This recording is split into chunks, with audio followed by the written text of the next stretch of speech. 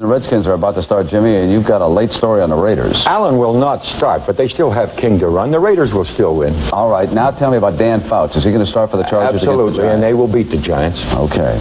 Well, this afternoon we're going to be saying so long for a brief time to Phyllis George. She's going to be leaving us to give birth to the family's second child, and Phyllis, all of us sure want to wish her the best and hurry back. I am going to miss you guys. I really am. This has become a permanent spot in my life on Sunday afternoons, but my Dr. Green in Lexington has grounded me from flying, so I hope to have the baby within the next month, and then be back within a couple of weeks after that, providing the doctor let me. Well, Phyllis, we're going to put you in injury reserve for a few weeks. Expect you back there in playoff time in top shape, okay? Good. I'm just going to be a lady of leisure watching you guys. That wraps up the NFL today. We hope you've enjoyed it. And Phyllis, we'll see you soon. So long, everybody.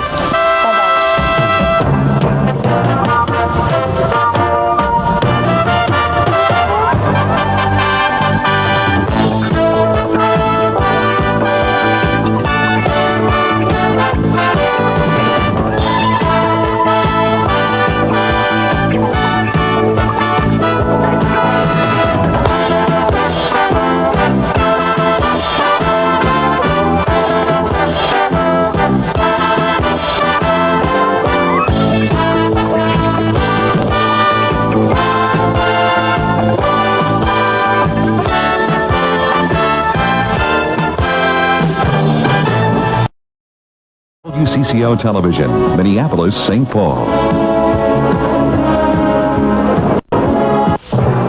The Viking leader, Tommy Kramer, number 9, off to the best start of his already glorious NFL career, went down 2 weeks ago against Tampa Bay. His knee buckled, and he's out for the year. So Minnesota went to the market, and they got the veteran Archie Manning. But the Viking system is intricate. And today, Manning will back up number 12, Steve Dills, who has been with Minnesota 5 years and is very capable. But Bud Grant's Vikings usually beat you with breaks and defense.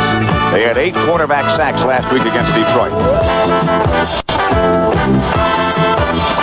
The sputtering Dallas offense is led by Danny White, and last week against New Orleans, White put the Cowboys on the board first with this strike to Drew Pearson, number 88. When Dallas runs, the damage is usually done by number 33, Tony Dorsett, the Cowboys' all-time leading rusher. So today, under the roof of the Metrodome, it's the Vikings against the Cowboys. CBS for Dallas Cowboys against the Minnesota Vikings.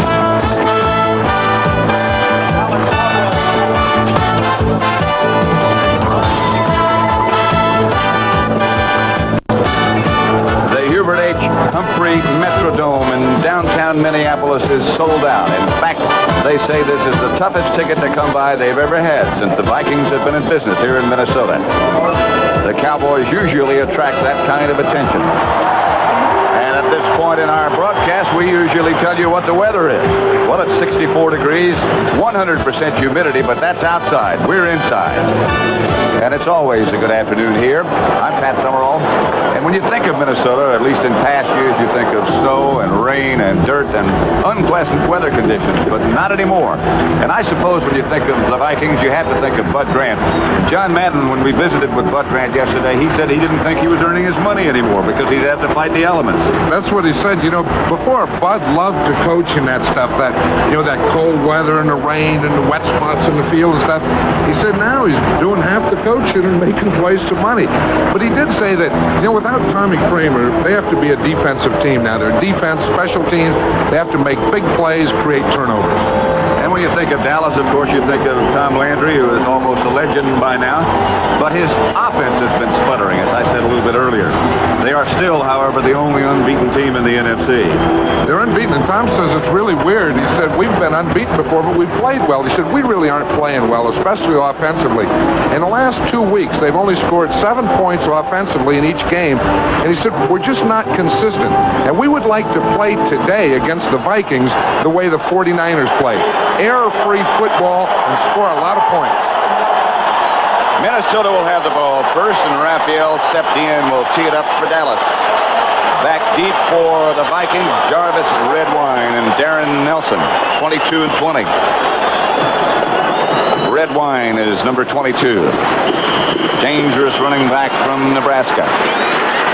Septien, high kick, and it will be Darren Nelson, the speedster from Stanford, to the 20. to the 40. Septien finally knocks him out of bounds at midfield.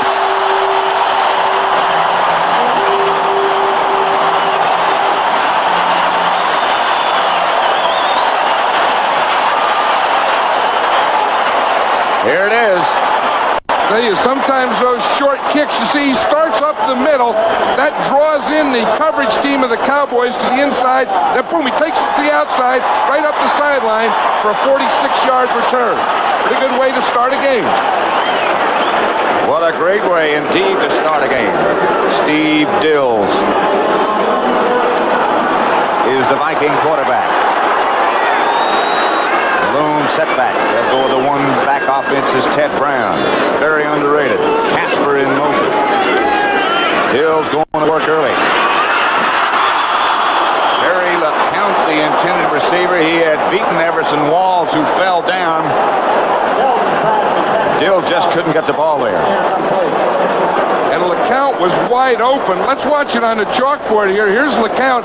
Now watch, here's Everson Walls. As he starts back to make his cut, he falls down right here, and LeCount is wide open on the sideline. Watch it here. LeCount comes off to the outside. See, he's down here in the bottom of the screen. Now watch, he starts in. As he makes his cut, watch Walls. He falls down. Had that ball been complete, that's a touchdown. Without a doubt, John. Ted Brown and Darren Nelson in the backfield. This is Nelson. Bangs right straight up the middle for about 5. The Vikings are fired up. Dennis Thurman made the stop along with Michael Downs. Here's the Viking offensive lineup sometime. Dills, Brown, Nelson, that's the way it was last time. LeCount and Sammy White, the wide receivers. Up front, Riley, Huffs, Willie Hamilton, Tim Irwin, and Bob Brewer, the tight end. Nelson now comes out. And Dills brings him up with Ted Brown, the lone setback. 3rd down, 5. 3 wide receivers. Line of scrimmage at Dallas 42. Dills goes from the shotgun. Ball batted down as the Cowboys put the heat. Ed, too tall, Jones rams it to the AstroTurf, the artificial surface. Rammed it to the artificial turf. That's one of the problems that the Vikings were worrying about is Dills is only 6'1". When you get a guy like Too Tall Jones who's 6'7" rushing you, it's a little tough if you don't throw around him, because you can't do the other thing. Greg Coleman then goes back to kick. Punt formation. Rod Hill is back for Dallas, standing at the Cowboy 10-yard line. Coleman takes a Viking bounce. They down it, and they will down it at about the 2-yard line. Typical Viking performance. That seems to be what they do year after year after year. They keep you in the hole. Coleman, an effective punt. Look at Coleman down there. He's thanking all the guys that did the covering for him. He said he loves to punt inside. The Dallas offensive lineup. White, Dorsett, Springs, Butch Johnson, and Drew Pearson. Those are the people who will be handling the ball. Up front, it's Donovan, Scott, Rafferty, Peterson, Cooper, and Doug Cosby, who might get it once in a while himself. Especially around the goal line. Yes. Danny White. The Dallas offense has not been as high-powered this year as it has been in past years. Nevertheless, Dorsett is smothered. Loss of a yard.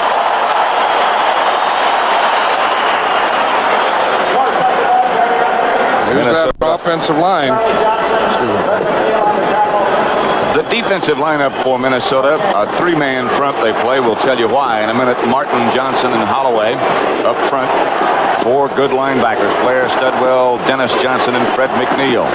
In the secondary, Rufus Bess instead of Swain, Teal, Hannon, and Turner. 2nd and 11. Balls at the Dallas 2. Danny White back to Dorsett. Dorsett, maybe a yard, no more. Randy Holloway. This is a noisy place. One of the things Bud Grant was saying, when you play the Cowboys, he said you have to stop Dorsett. Because if they can run Dorsett, their whole offense gets in a flow. He said if they can't, then they never seem to get in sync. That's their nose tackle, Charlie Johnson, that's down. He, of course, came from Philadelphia. Now, let's see if we can pick up how he got hurt. Right here. It's to the right of the picture, number 65. It looks like his left knee. We see him right there. Yep, he got clipped from behind. He got clipped from behind right on that left knee. So Charlie Johnson, and they're checking that left knee right now. Dallas nothing, Minnesota nothing, first quarter.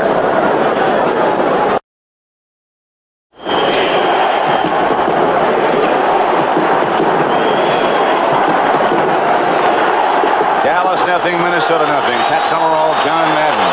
Hubert H. Humphrey Metrodome in Minneapolis. Ron Springs and Newhouse are now in the backfield as White will throw out of the end zone. Throws quickly. Cosby. First down, Dallas. They got some breathing room out to the 20. John Turner made the stop. And Cosby did a good job of uncovering. That's one of the things that Cosby always does a good job of. You know, the tight ends passes that he catches are usually in the middle of the field between the numbers. And when you're 6'6", and that quarterback can always find you in those type of situations. Charlie Johnson back in at the nose tackle position for Minnesota in their defense. But Grant really likes him. White to Dorsett. Dorsett with room. Breaks one tackle out to the 30. May have a Dallas first down before John Turner makes the stop. Chicago 7, Denver nothing, first quarter. Look at Tony Dorsett's right wrist there. He has a broken wrist, and he's playing with a soft cast on there. Watch his cutback now. He starts a little to the right, comes back to the left. You see Kurt Peterson there, the right guard. He's leading him. He gets a little block there on Studwell, and boom, there's Dorsett right in behind him. Dorsett's so quick, and you can see that cast that John Madden was just talking about on his right wrist. Dorsett again. Not much this time. Dennis Johnson filled the hole and filled it quickly. You see, Dorsett is smart, though, because he knows, you know, that at 185 pounds, 190 pounds, he's not going to be a bull in there. And if it's not there, he's not going to fight for it. He just goes down because he knows he has another opportunity to tee it up this next time. Randy Holloway starting at defensive end. 2nd and 10 from the 31 for Dallas. 10:49 left first quarter. No score as yet. Dallas at their own 31. White back to throw. In and out of the hands of Billy Joe Dupree. Bounced off his shoulder pad. Dennis Johnson was the nearest Viking defender. Billy Joe didn't think last night he would play too much. He said, if you're going to get any pictures of me today, you better get them on the sideline. That's what happens when you don't get your hands out in front of you, though. That's why you always teach your receivers, catch the ball out in front of you, because when you catch it in tight to your body, you can always hit those shoulder pads and bounce out. And that's what happened that time to Billy Joe Dupree. Timmy Newsom and Ron Springs now are the two flanking backs as White operates from the shotgun. The Vikings blitz. White throws intended for Cosby, incomplete, penalty marker down.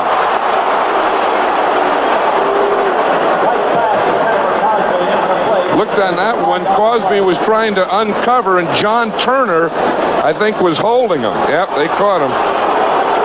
John Turner, number 27, was covering Cosby. Cosby was trying to get away and fight, and I think Turner just kind of had a hold of him. The referee is Bob Frederick. And the rest of his crew is John Keck, Jerry Bergman, Dan Wilford, Bill Swanson, Gary Lane, and Don Hakes. This is Frederick. Illegal contact. Defense number 37. First down. I think it was 27. I think you're right. They say Willie Teal, but Teal was not even close to it. It was Turner. Yeah. Sometimes the officials have a tough time telling a 2 from a 3. Sometimes. First down then for Dallas from their own 35. White. Pearson. To the 45. 8-yard, 9-yard pickup. Rufus Best starting in place of Swain. Took him out of bounds. Green Bay 7. Tampa Bay. A lot of woes in Tampa. Nothing. W-O-E-S. A lot of nothings in Tampa, too. They're 0-4. Right. 2nd and 1. You like this down, don't you? Great to call plays. I'd still be coaching. Life was 2nd and 1. Fumble. Dallas got it back. Danny White pulled out a little quickly. I think it's Rafferty who gets the ball. See, it looks like he pulls out a little quickly, and then he gets hit right there by his left guard, I think. Herbert Scott, you see, he starts to pull. No, Scott just got between Rafferty and White, and he was in on the ball. And it was Scott who made the recovery, not Rafferty. Scott was in position. He started to pull, saw the fumble, just stopped and jumped on the ball. Cincinnati 3, Baltimore nothing. First quarter. 3rd down. They give to Springs, and Springs gets the Dallas first down. Jumps over a pile, and Scott Studwell throws him backwards, but Dallas has a first. Tom Landry was saying last night that the right guard, Kurt Peterson, is playing as well or better than he ever has. And that's right where they direct this ball. 3rd down, short yardage. Ron Springs right in behind Kurt Peterson. One of those big, strong guys, you know, that lifts weights and does all that stuff. Peterson. Looks strong. Looks strong. Is strong.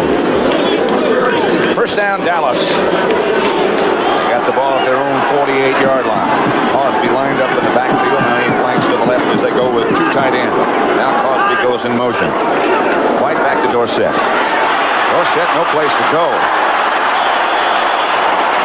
Randy Holloway made the stop. Dallas lost yardage. Right now for an NFL update, let's go to Brent Musburger in New York. John Riggins was scoring for the Redskins against the Raiders. Philip Epps of Green Bay was fielding this punt for the Tampa Bay Buccaneers, and he turned it loose. 89 yards for a touchdown. The Packers lead the Bucs 7-0. Let's go back to Pat and John. No score at the Metrodome in Minneapolis, Minnesota, the home of the Vikings. An injured player for the Vikings. Looks like Dennis Johnson who's down. Dallas nothing, Minnesota nothing, but the Cowboys on the move.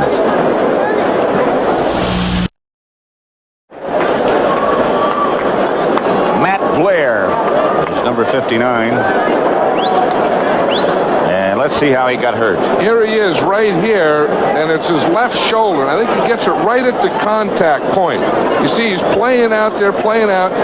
Now he comes inside, and I think right there his own man hit his left shoulder. That happens a lot in those piles, those pile injuries, when a guy's out and someone else comes flying in and hit him right on the shoulder. Matt Blair seems to be at least thinking that he can shake it off. 2nd and 11. Cowboys operating from their own 47. White in the shotgun. Hands to Dorsett. Dorsett swings to the outside. Not much room. He's got about 4 or 5. Robin Simban, who replaced Blair, made the stop. The Vikings have had a lot of injuries this year, and Bud Grant was telling us yesterday that Blair is one of those guys who doesn't rip, tear, pull, sprain, or bleed, and then he goes down early. But look at all those guys. And leaders. Tommy Kramer, of course, was having his best year. Joe Sensor, the great tight end. Mark Mullany, he was the starting end who was playing the best football on the defensive team. And Keith Nord was the leading tackler on the special teams as Dallas now operates from the shotgun, and White throws down the middle. Cosby had it. Lost it. Turner has the interception. And the Vikings get a turnover. Scrambling and jumping and scrambling around. 11-yard return by John Turner. Minnesota takes over. This is the way the Minnesota Vikings win games. Last week, they had 5 interceptions. They had 8 sacks. This is the type of defense that they play. You know, they play a zone defense. Watch this. The ball's tipped.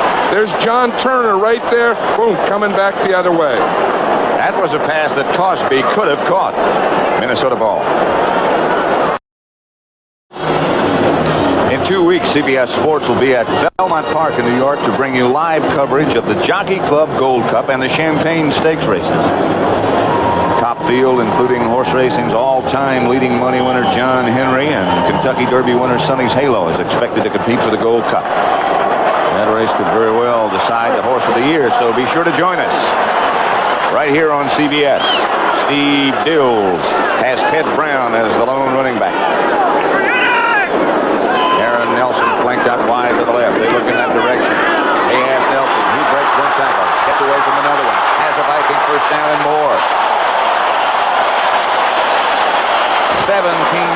pickup.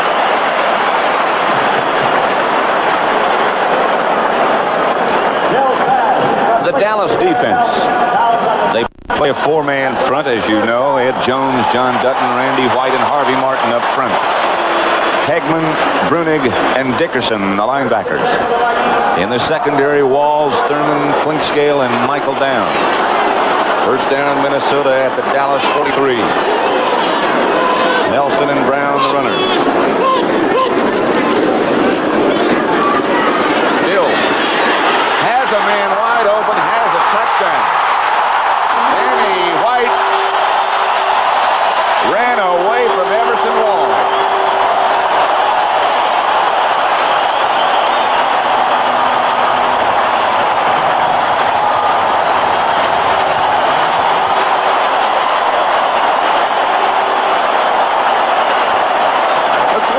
That was on Everson Walls, and he fell down again. It's the second time. Watch him here. Here comes Sammy White. He's running a good pattern. Now watch Walls right there. He trips and goes down. Sammy White is wide open. That's a heck of a throw. Look, he goes down, gets up, touchdown. Slides in for 6.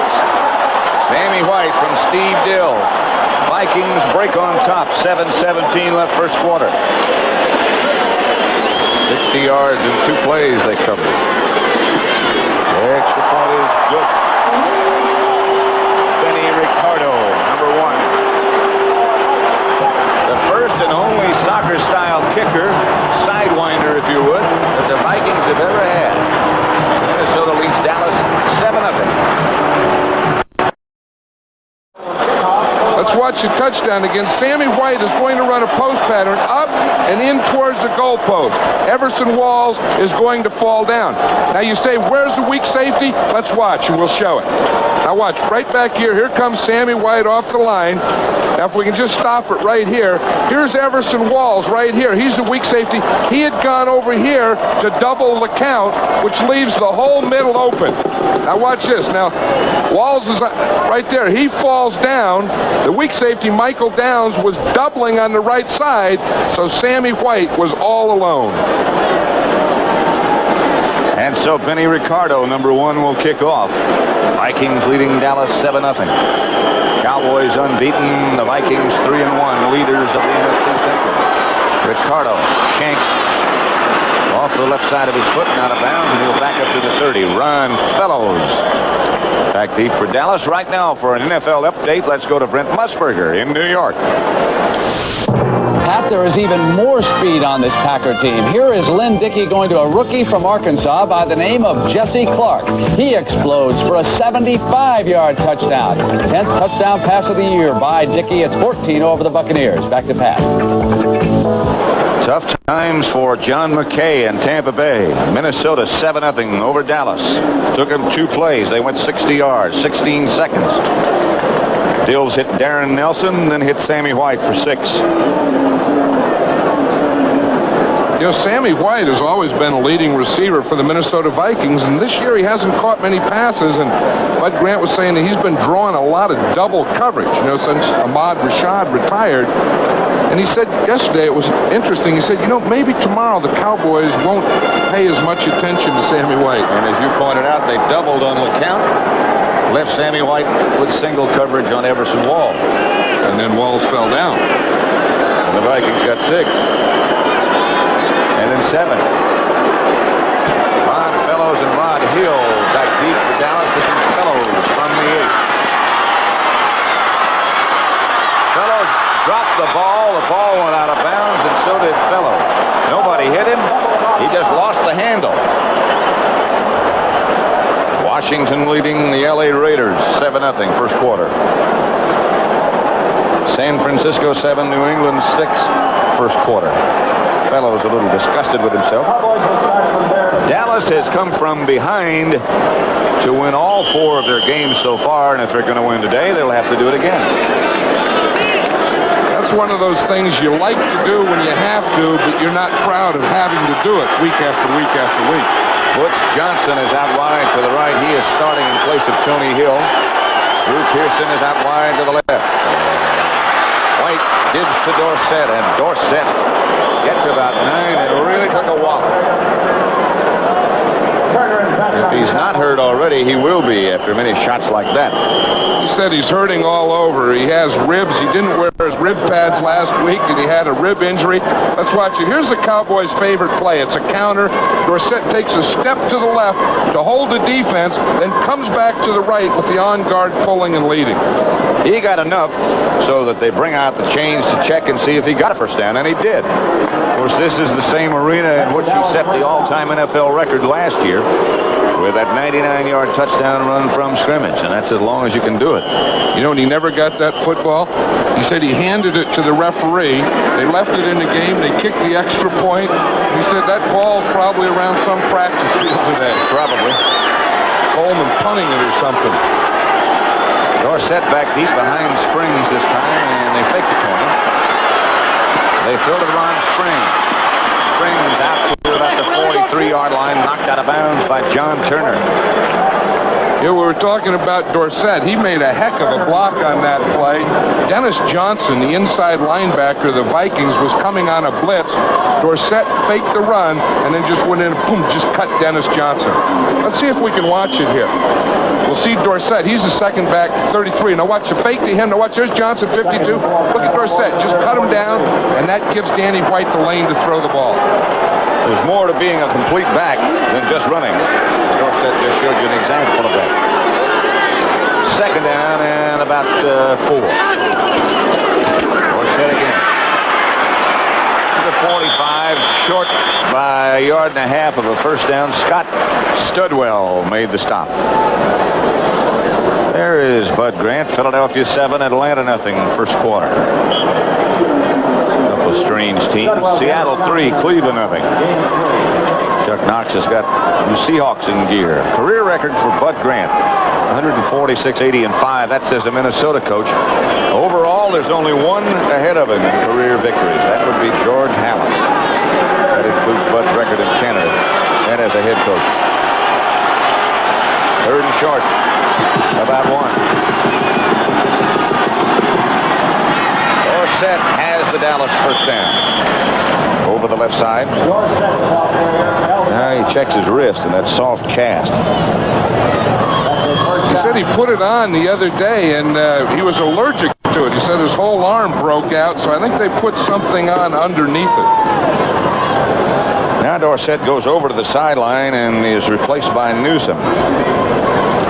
You know, in addition to all of Tony's ability, he's tough. He really is. And small. 7-3, so let's score. Here's White back to throw. He is hit just as he let it go by Doug Martin, who came from the left side. Around Jim Cooper and got a piece of Denny White's arm. Doug Martin is probably now the best of the Minnesota Viking defensive linemen. You know, we were talking about Mark Mullaney. He had been. He'd been having his best year. He was injured last week, and he's out. So Randy Holloway is playing the right side for him today, and that makes Doug Martin their number 1 defensive lineman. Doug is 6'3", 255 from the University of Washington. So it'll be 2nd and 10 for Dallas. Minnesota leading 7-0. 5 minutes left first quarter. White trying to set up the screen. Finally just throws it away to Springs. Springs makes a one-handed catch. Great effort by Ron Springs. It's only going to show up for about 3 yards, but he really accomplished a lot to get that 3-yard gain. Let's watch the rush and see if we can see what happened. The minute Doug Martin, the left end, sees it, he stops his rush. Now watch him. See it there? See, he stops there and he goes back off with Springs. Martin darn near intercepted that ball. Danny White, to get it to Ron Springs, had to throw it over Doug Martin. He started his rush. He felt screened, so instead of going after Danny White, he turned around and covered Ron Springs. That's a quality that you just pointed out, John. That's very hard to coach. You just have to feel that a screen is coming. You have to feel that offensive blocker is going to let you go. You know, the Vikings have always had defensive linemen who had that type of feel. I remember Carl Eller and Alan Page and Jim Marshall. Yeah. They always seemed to intercept passes, bat balls down, score touchdowns. As a result of that, it'll be 3rd and 8 from midfield for Dallas.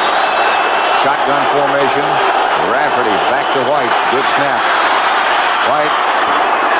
First down to Springs. Minnesota Fred McNeil on the tackle. Seems like McNeil and Blair have been in that purple Viking uniform forever. Bookends. Houston nothing, Pittsburgh nothing, second quarter. Cincinnati 10, Baltimore 7, first quarter. Here it's 7-0, Minnesota over Dallas, first quarter. 3:50 left to play in that first period. Springs in front of Newsom. Dorsett, I beg your pardon. Dorsett is back.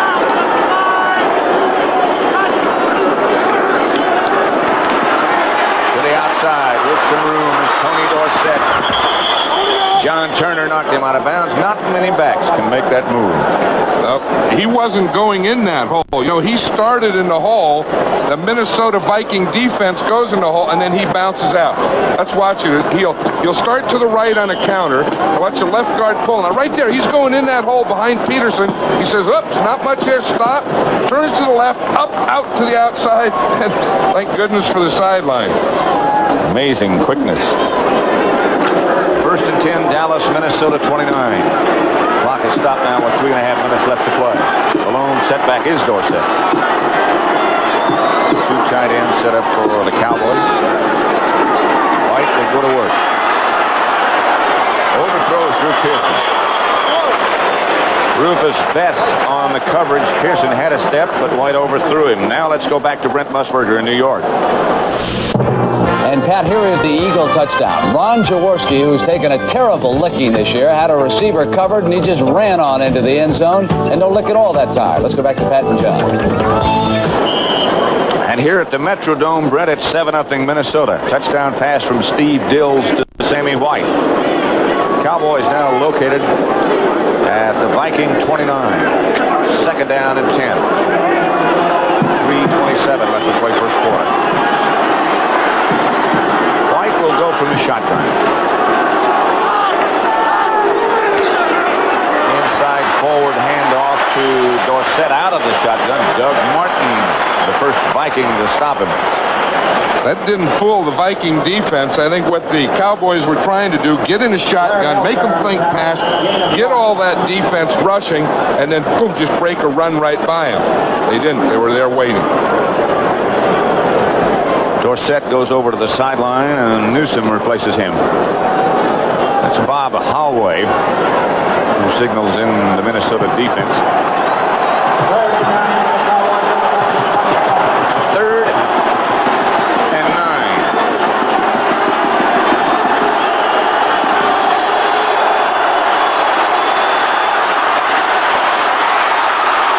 Incomplete. White was under pressure, couldn't find anybody. Jimmy Newsom, the intended receiver. James Duck White put the pressure on, much to the delight of this sellout crowd. I think White was trying to go deep to the right to Butch Johnson in the end zone. Watch him here. You see he's looking out there to the right. He's looking. In fact, he starts to step to Butch Johnson. He's not there. You see he had to come back. Good coverage caused that because Butch Johnson wasn't open to the right. White had to come off it. When he came off, it was too late. Raphael Septien from 45 yards out with Glenn Carano holding. He's 2 for 2 on the year from this distance.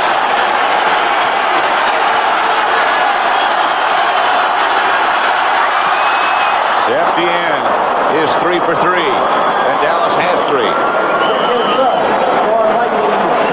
From 45 yards out, Raphael Septien puts Dallas on the scoreboard. Minnesota leads, nevertheless, 7-3 with 2:34 left first quarter.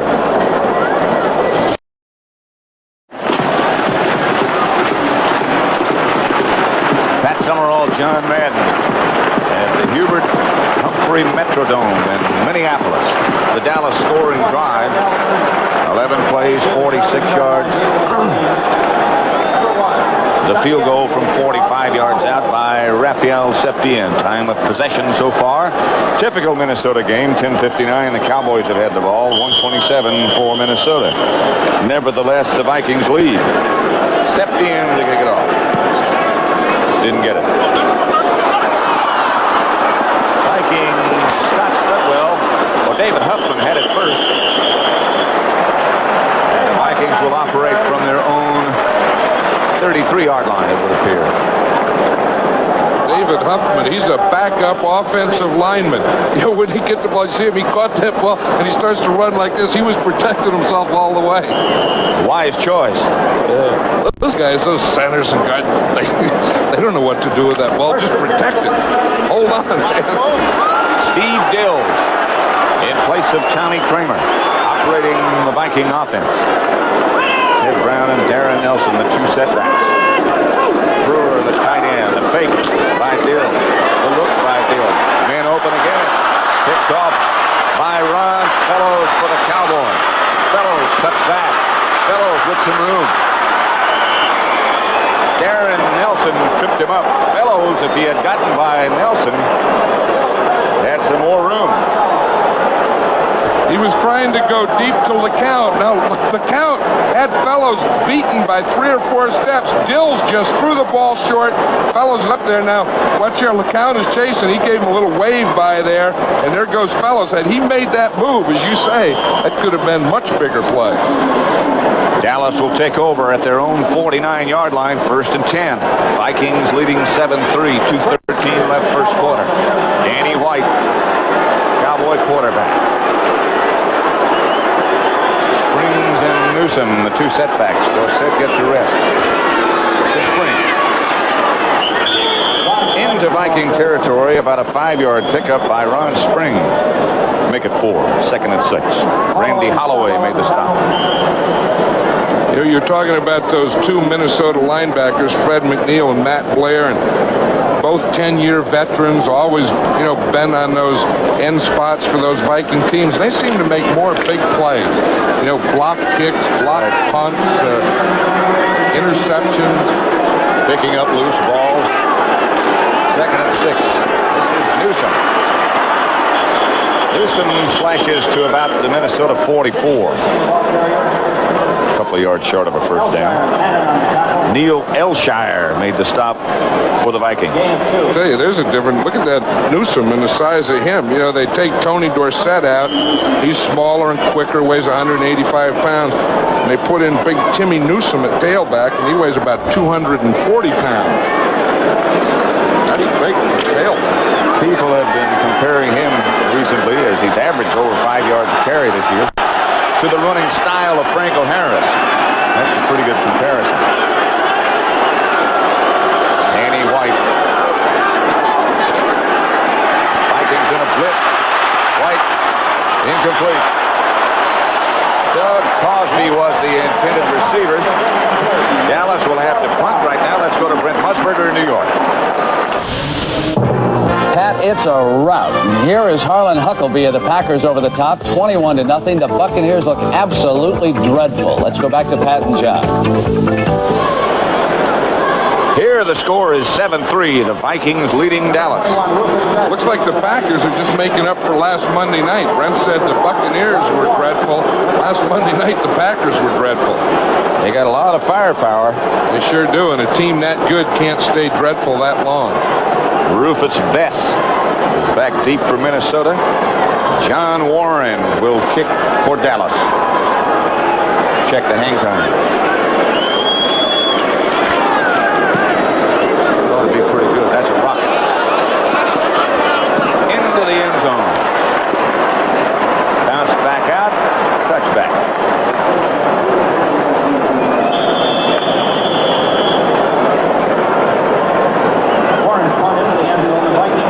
This telecast is presented by authority of the National Football League. It's intended for the private use of our audience. Any rebroadcast or other use of this telecast without the express written consent of the Minnesota Vikings and the National Football League is prohibited. Steve Dills comes back on as the quarterback for the Vikings. Sam McCullum comes in now, coming off the injury list. Bud Grant looks on. Interesting, that flight of geese gave over the Viking complex yesterday. Bud looked out the window and says, "The hunting season starts today. They're safe till noon." They're safe till noon. They have about 1 hour to go hide. 1st and 10 Minnesota. 3rd and 20. Hills. Brown. 7, 8 maybe. Brunig made the stop. The Eagles have now gone 14-0 over Atlanta. Still in the first quarter in that one. And Chicago, surprising. 14-0 over Denver. Mike Ditka coaching with a broken hand after he hit a filing cabinet last week in anger.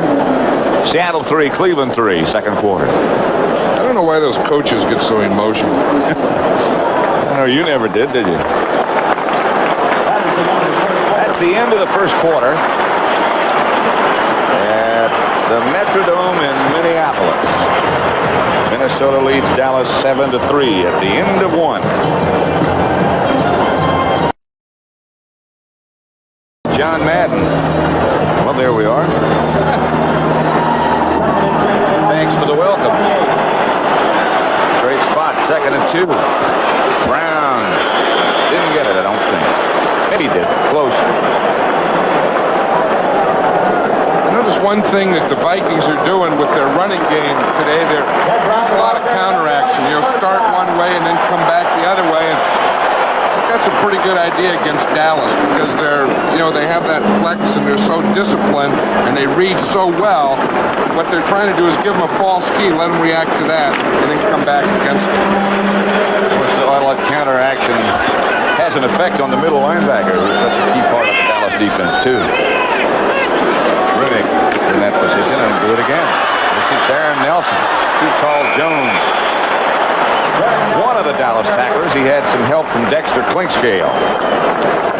Talking about Bob Brunig, there was a lot of talk whether he was even going to play this week, and as late as last night, he wasn't sure, nor was the team doctor, nor was Tom Landry. Brunig gets a rest. 2nd down, Dallas figures Minnesota's going to throw. They put in the extra defensive backs. One of those is number 40, Bill Bates. We'll watch him.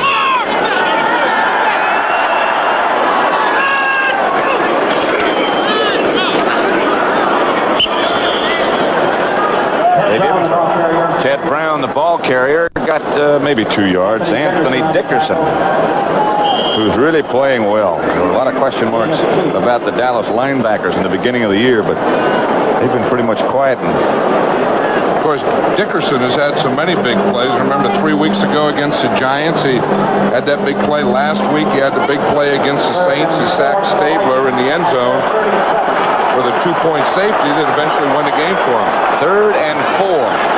Dallas will rush 4. Sam McCullum split out wide to the left. Dills intended for the count, incomplete. We will see Greg Coleman. 4th down. One thing Dills is thinking about as he goes off there, it's really tough to throw to your right against the Cowboys, especially when too tall Jones gets any kind of push on that side. He's having trouble seeing out there, and I think that's the 2nd time Dills has had trouble with that. Rod Hill back deep for Dallas, and Greg Coleman will punt for Minnesota. Will check his hang time. He said he'd like to have 4-4. That ought to do it. Hill signals fair catch. Makes it. Dallas 16. Hang time 4.3. So he missed it by 1/10 of a second. Right, Greg Coleman said the perfect kick to him is all 4s. 44 yards, 4.4 hang time. That punt was 46 with a 4.3 hang time. I think he'll take it.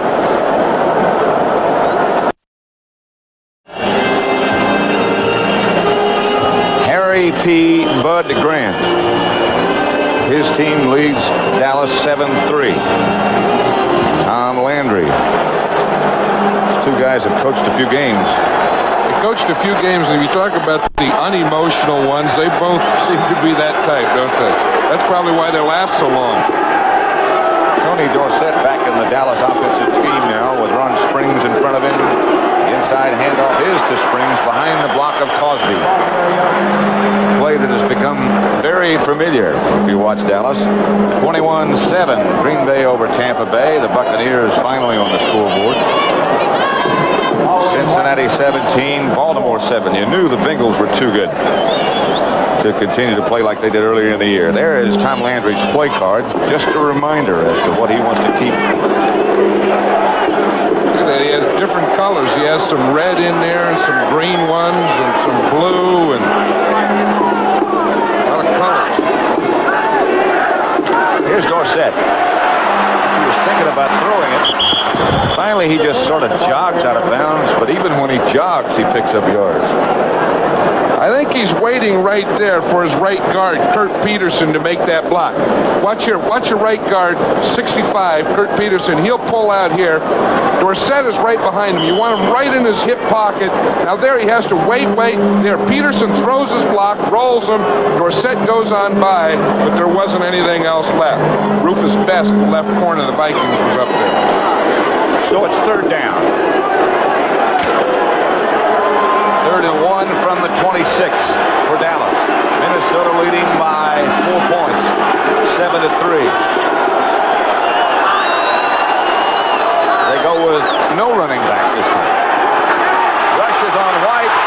White is slung to the ground by Doug Martin for a big loss.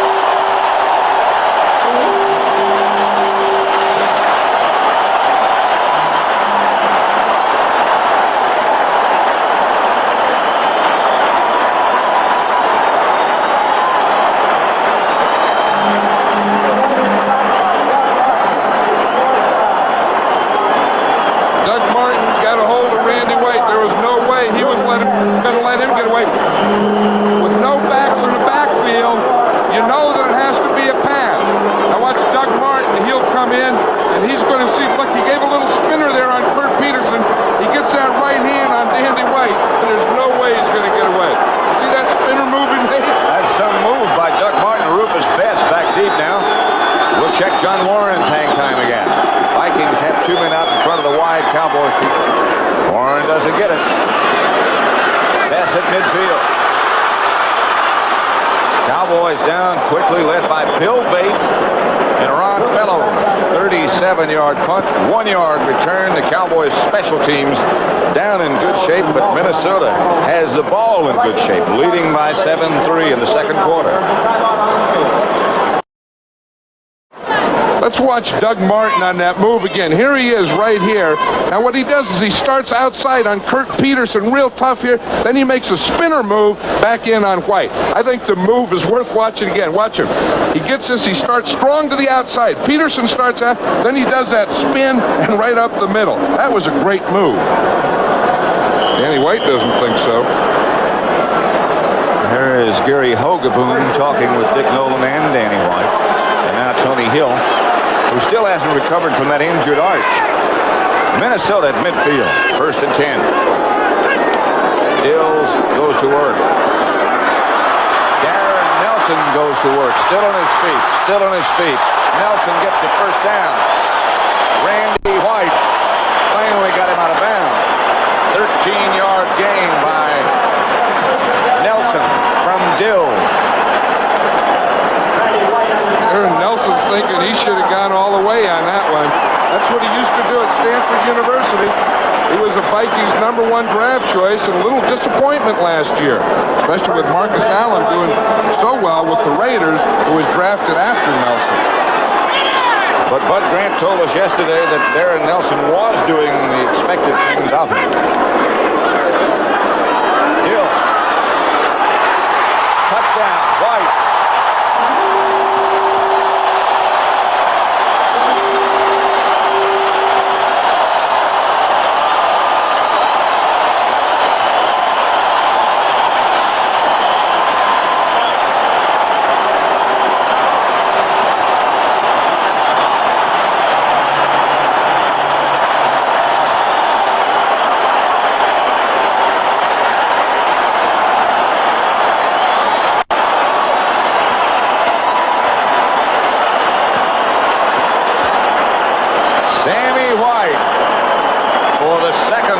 Today has burned that Dallas secondary. It was the same pattern both times, the post pattern. The first one was on Everson Walls. That one was against Dennis Thurman. Ricardo. 14-3 in favor of Minnesota. Let's watch Sammy White. He'll be on the left side. See, I formation, a little divide by the back. Hills is watching White all the way. Sammy White will be wide open right there in the middle. See him, there comes Dennis Thurman chasing him. No safety, and a free run for Sammy White for 6.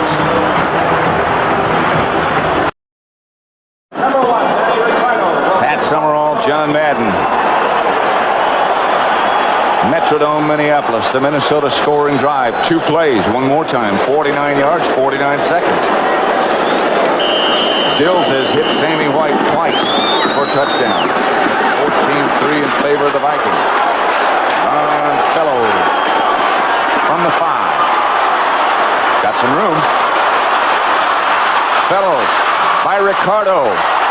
Ricardo made the tackle, and Fellows gets back to the Minnesota 43. 52 yards by Ron Fellows puts the Cowboys back in business. You know, it's the same type of return. You see how he starts up the middle to get that coverage team to come down inside. Then he breaks it to the outside. He gets by here. Now, look, here's number 1. The only guy left. He's the safety. Benny Ricardo. He's going to stay in front of him, Make a pretty good little effort there for yes, a kicker. He did. Not bad. Get that right arm out there. Hook the leg of Ron Fellows. Very good for a kicker. White. Butch Johnson. Ball's thrown short. Willie Teal on the coverage. White is 5 out of 12 for 43 yards. The 1 interception. This is Tom Landry sending into play with Howard Richards. Howard Richards and Herbert Scott alternate every play, bringing into play at left guard. When Minnesota feels that Dallas has to throw, they put in 4 defensive linemen to put a little more pressure on Danny White. They put in Neil Elshire and James Duck White.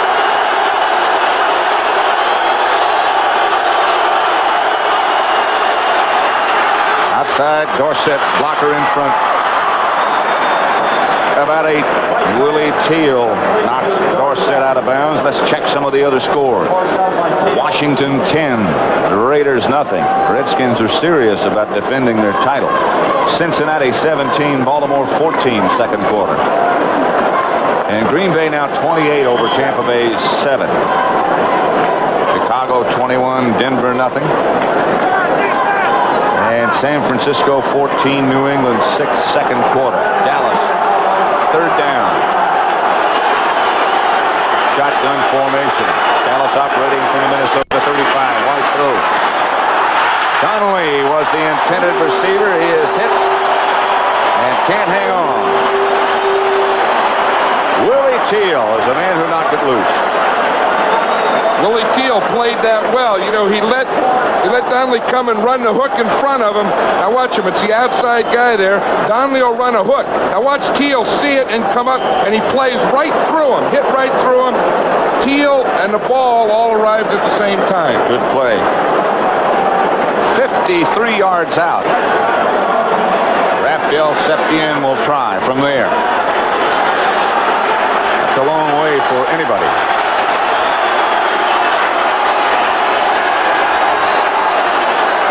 Toronto holding. Septien. No good.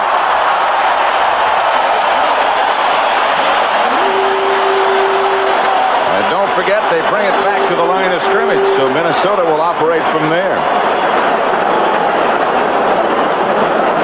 Tom Landry, who never seems to be that concerned, injured Viking down on the field, will check out who it is. Next week, the NFL on CBS begins with the NFL Today, as usual. New Orleans will be at Atlanta, Washington at St. Louis, Green Bay against Detroit, Minnesota at Chicago, Tampa Bay, Dallas, Philadelphia, New York Giants at the Meadowlands, and the Rams against San Francisco. John Madden and I will be in New York. Quickly unloaded by Dills. This is Steve Jordan. Deep into Dallas territory to their 37-yard line before he's knocked out of bounds, and was he ever wide open? That was a heck of a play by Dills to get that ball out of there. Let's watch the rush here. See, it's a little bootleg, fake to the left, and throw across here with the receiver coming across field. But I'll tell you, Dills really did something getting rid of that ball. Boom. Good block by number 44, Dave Casper. Helped to spring that. Dave Casper will make a lot of good blocks for this team before this year's over. 1st and 10 from the Dallas 37. Vikings trying to move further out in front.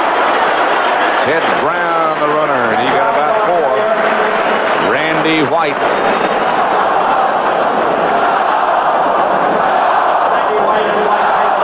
Doesn't take a lot of time to accomplish what you're after, and that is victory. Look at the Vikings' 2 touchdown drives, if you could call them that. 2 plays, 60 yards, 2 plays, 49 yards. They were to the same guy, Sammy White, on the same pattern, a post pattern, against different defenders. Not against that guy. He looks serious about things. 2nd down. Dills fires, open is Brewer, 1st down. The Vikings continue to move. Dennis Thurman, the tackler. Let's go to Brent Musburger in New York. Pat, the Green Bay Packers are playing like the Nebraska Cornhuskers. Here comes their best linebacker, Mike Douglas.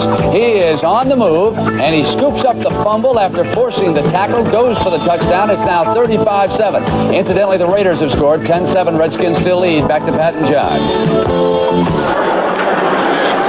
Minnesota on the move here, Brent. 7:50 left to play in the first half with Steve Dills, the Viking quarterback at the Dallas 27. Dills with time this time. Intended for White, Dennis Thurman. The defender. Dennis Thurman does a nice job. Now watch White here. He's going to fake like he's going to the post. See him fake inside? Now he comes back outside on a corner pattern. Dennis Thurman didn't go for it. He just stayed right with him. The fans here think that push there at the end could have been called interference. But the ball had already gone by at that time. 2nd and 10 from the Cowboy 27 with 7:37 left to play in the first half. Minnesota 14, Dallas 3. Dallas showing blitz. The ball gets away from Dills. Dills picks it up. Too tall. Jones chases him. McCullum is caught by Bates and Everson Wall. Dills did a heck of a job to get that ball out of there, too. I'll tell you, he did. That puts pressure on the center, Dennis Swilly. He's up there. Now watch him. If we can see it here, you see those 2 guys. There's Thurman and Downs in there faking a blitz. Swilly has to snap the ball and then block to the left to pick one of them up. So he forgot about the snapping so that he could block the guy in that left gap.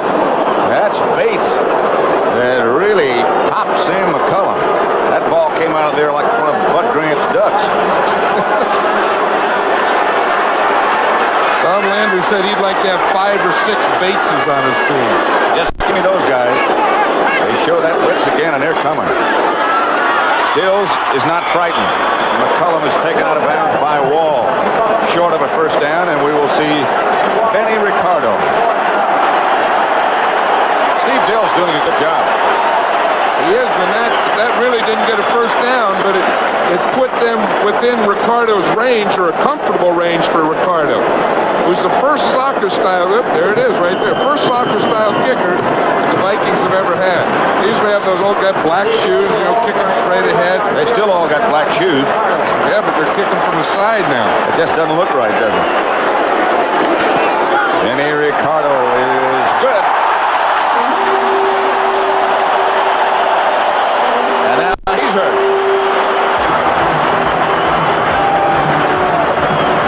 Let's see what happened.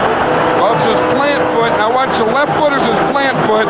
He gets it there planted, and as he has it planted, it looks like he got hit by Ron Fellows right there. On the left ankle. On the left ankle, as it was planted in the turf. He's still down. Yeah, that was his 10th straight field goal. That ties a Minnesota record, which had been held by Fred Cox and Rick Danmeyer. And Ricardo limps off.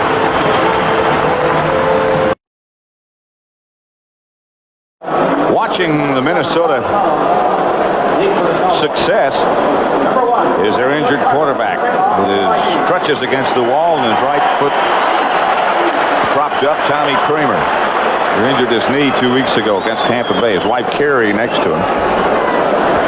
Bud Grant said that Tommy Kramer perhaps this year was better than he'd ever been. What he said, he was starting off, he had his best training camp, his best start, and then this happens, and of course he's out for the season. Ricardo is not hurt so badly that he can't kick off. This is Cosby. Doug Cosby swarmed on at the 36 by John Turner. For an NFL update, let's take you back to Brent Musburger at our studio in New York. At the Atlanta Falcons have snapped back against the Philadelphia Eagles. Bartkowski to the fine rookie Hodge here, who makes a good catch, and now it is 14-7. Eagles still lead. Back to Pat John. Here in Minnesota, it's 17-3, and let's check out some of the other scores. Washington 10, the Los Angeles Raiders 7 in Washington. Cincinnati 24-14 over Baltimore. Green Bay 42-7 over Tampa Bay. Tony Dorsett, the lone setback. White outside, Drew Pearson swings away, or tries to, from Willie Teal. Teal stayed right with him. Pittsburgh 7, Houston nothing. Second quarter. Houston just scored. They got a field goal. It's 7-3 now. Herbert Scott goes to the sideline as Tom Landry sins in his plays. 2nd and 1 at the 44.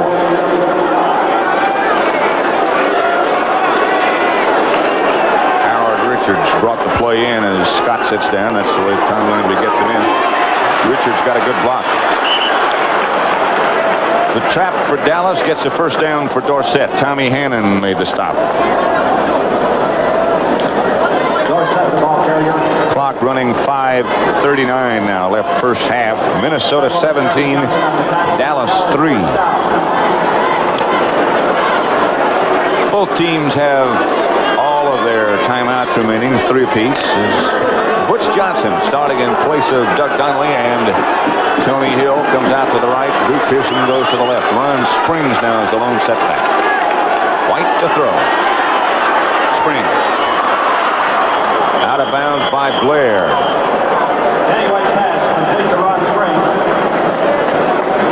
I'll tell you one thing, this Vikings secondary is doing a good job of covering downfield. You know, there's been a couple times where White has looked out at Pearson, or he's looked out at Butch Johnson, and he hasn't found anything there, and he's had to dump the ball off to his running backs. Richards bringing the play in to Danny White as he waits. There's number 70 checking in. Tony Dorsett comes in, and Springs goes out. They go with 2 tight ends. Billy Joe Dupree lines up on the left. Cosby lines up on the right.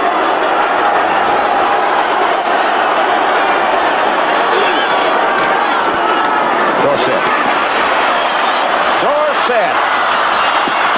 Out of bounds at the 20. Rufus Best knocked him out of bounds. Boy, what a joy to watch. 23 yards for Dorsett.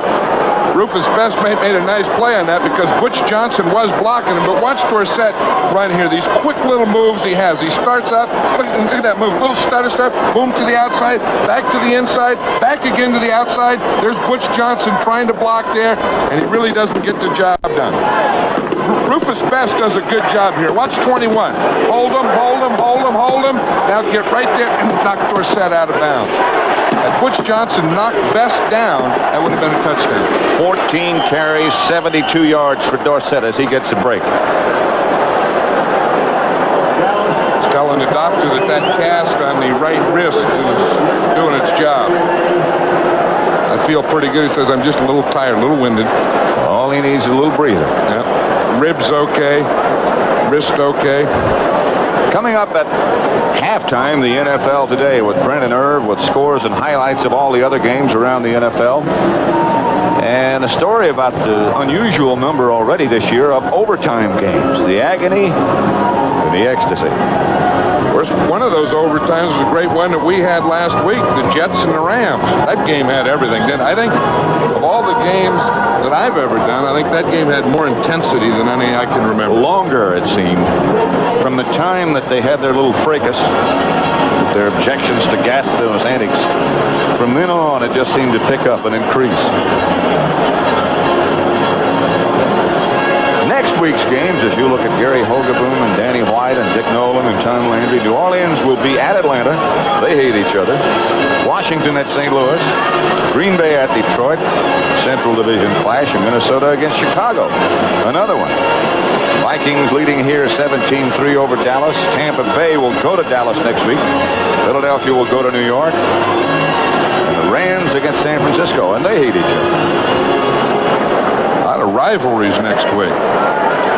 There is number 44, Dave Casper. Why does he have 44? Well, they didn't have any 80s left, and so they gave him 44. Remember, that was old Chuck Foreman's old number. Right. And next year, he'll have to take an 80 number.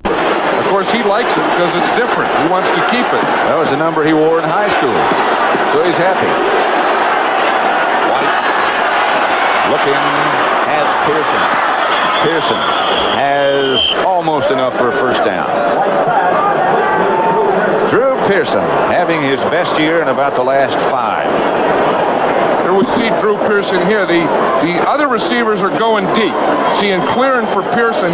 He starts inside. He was covered inside, did a little pivot, and went back to the outside. A good move by Pearson, but even maybe more important, a good read by Danny White. Absolutely. That's one of those option things. If I go in and I'm covered, I'll turn and go back out. If I go in and I'm not, I'll keep going. You throw me the ball. 2nd and 1 from the 12. Dallas in range, trying to get closer. Minnesota leading 17-3. Dorsett almost went in motion and stopped. Spring to about the 11. Hit down by Fred McNeil. One thing about this Cowboy offense is that when Tony Dorsett doesn't carry the ball on a running play, then he goes the opposite way, and he doesn't really have to do a lot of blocking. He's like a decoy. They want him to get to read Dorsett and then pop Springs. Springs got the first down. Good play by McNeil, but Springs only needed a yard. So it's 1st and 10 from the 11. 2 tight ends set up for Dallas. 1 wide receiver, Pearson. Dorsett cuts back inside the 10 to about the 8. Scott Studwell tripped him. Washington 17, the Los Angeles Raiders 7. Redskins are a good team. Chicago 24, Denver nothing. 2 ex-Cowboy assistant coaches battling against each other in that one. Mike Ditka and Dan Reeves. Maybe that breaking your hand on a locker does some good. Fired that Chicago Bear team up, and it scared him maybe. Don't want to be in the way of that hand. Newsome in the backfield. White. Pearson. Couldn't hang on. Rufus Best with him. Penalty flag is down, and Dallas probably is going to be called for holding. That's the area that they called it, right in there behind the defensive line. When you see a flag there, usually holding on the offensive team. That was a good play by Best. Again, he arrived about the same time the ball did, knocked it out of Pearson's hand. You take this penalty? I would think so, yeah. I think any time that you can put a team back 10 yards, you have to do it. Offensive holding, number 65, and it will be refused. 3rd down. Well, Bud Grant didn't agree with that. Bud thinks that make them play 3rd down. If it's not complete on this play, then they're going to have to go for the field goal. You believe that score is in the 2nd quarter, and it's 49-7. They're working on some kind of record. 3rd down for the Cowboys. Foot Johnson goes out wide to the left. Drew Pearson is wide to the right. Vikings after White. Has a man open. It's Newsome, and he's down at about the 2. Great job by Danny White. Rufus Best made the tackle. And now if you're Tom Landry, let's see how close they are to a first down. Do you go for the field goal? White is saying about a foot. This is one of those things that White makes a play. It wasn't supposed to be a rollout. He sees the rush from the inside. He scrambles. Everyone was covering deep. They let Ron Springs go in here short. Timmy Newsome it is. He goes in short and gets the play. Wasn't a first down, though. And they're going for the first down. Let's watch 89, Billy Joe Dupree. He's going outside. He tries to get back in. He can't. That's why Danny White had to throw it to Newsome. Fourth. Excuse me, John. Fourth and about a foot. Osby was the man in motion. White rolls. White rolls and scores the Dallas touchdown.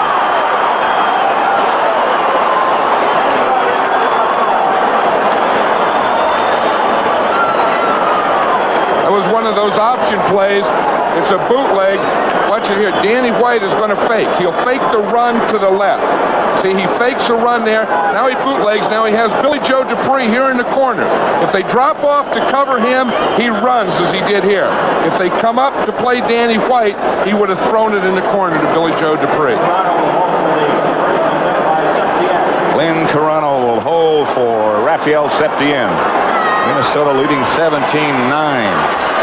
64 plays, 64 yards, 10 plays.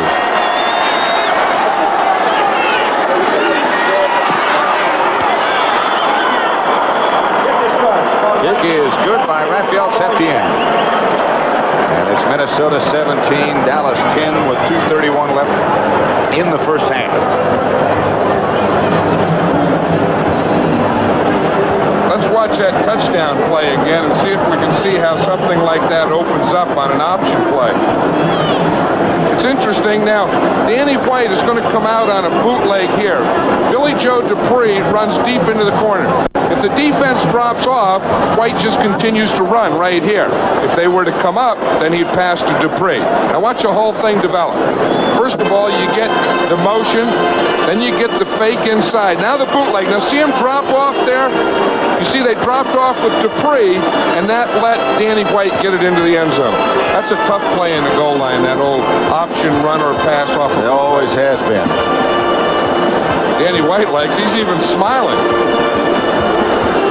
Said, boy, did we fool him on that one, huh, Tim? At the half today, the NFL today, with Brent Musburger and Irv Cross with scores and highlights. And the story about overtime. We've had 8 overtime games already this year. The all-time record, I think, is 13. It is, I think, 13 for a season. We've had 8 in the first 4 games. 13 at 1981. Septien winds one to Jarvis Redwine, who fields it in the end zone, and Redwine has some room. Tripped up by Dennis Thurman.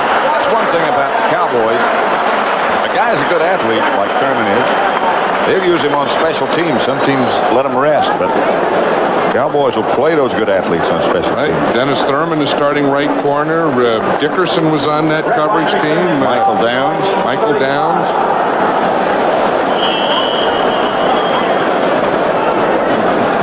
By the way, that 49 points, that is a correct score that Green Bay has in the first half against Tampa Bay. That is an NFL record for points scored in the first half of any game in the history. This is year number 64.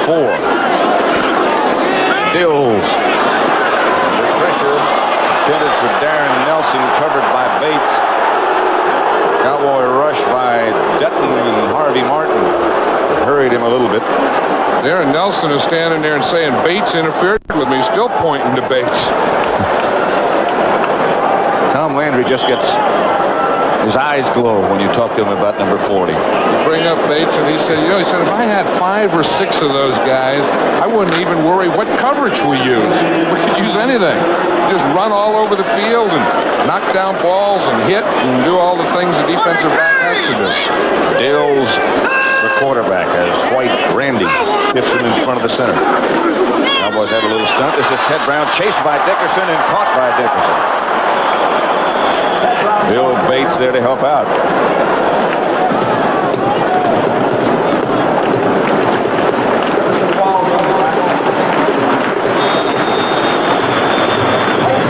Anthony Dickerson, as Tom Landry said to us earlier this year, is almost like having another defensive back in there. He's so quick and so gifted. Minnesota 17, Dallas 10. 2 minutes to go first half. The preceding message was brought to you by the National Football League. Pat Summerall, John Madden, the Metrodome in Minneapolis, Minnesota. Timeouts remaining. Minnesota has all of theirs. Dallas has 2 remaining. 2 minutes to go first half. It's 3rd and 7. White in motion. Hills to throw. Smirek put the pressure on. Fellows almost came up with the interception. The intended receiver.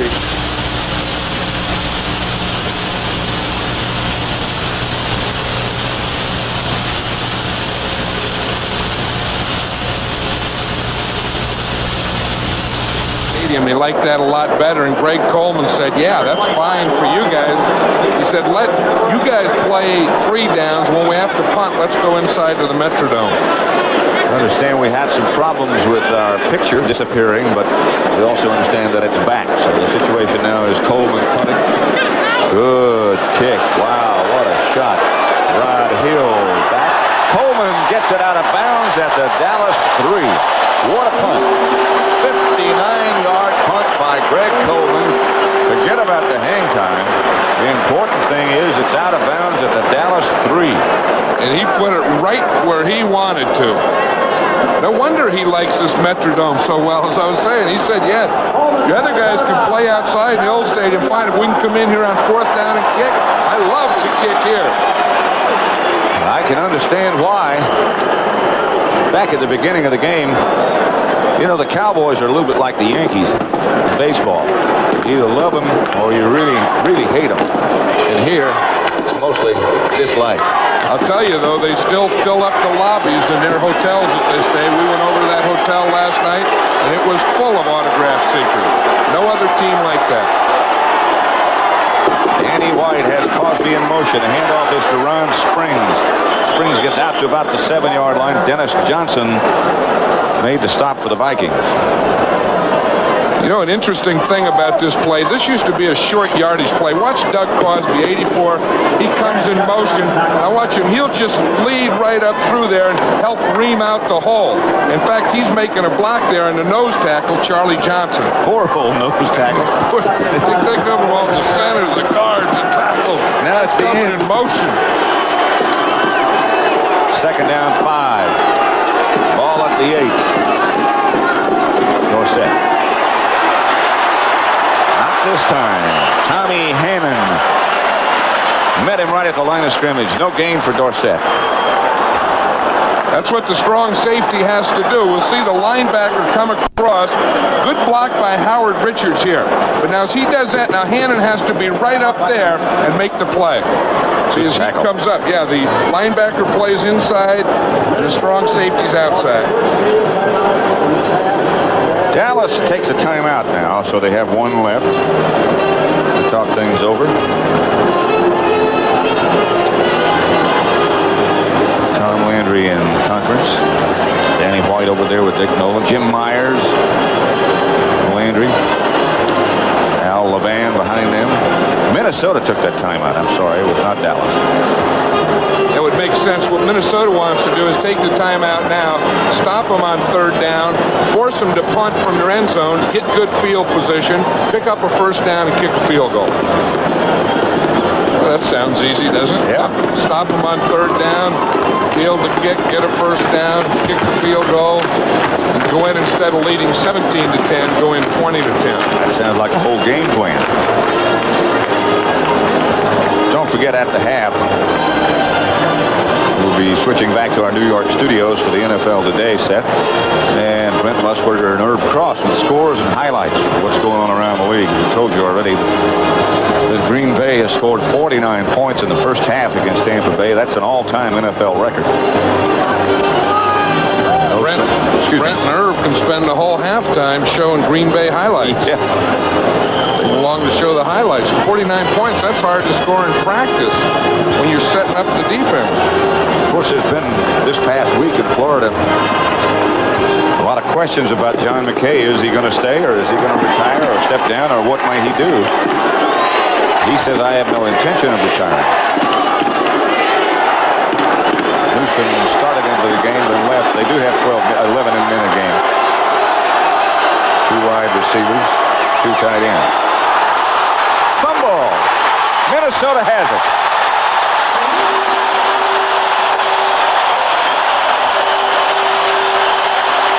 Doug Martin created the havoc. Matt Blair was also involved.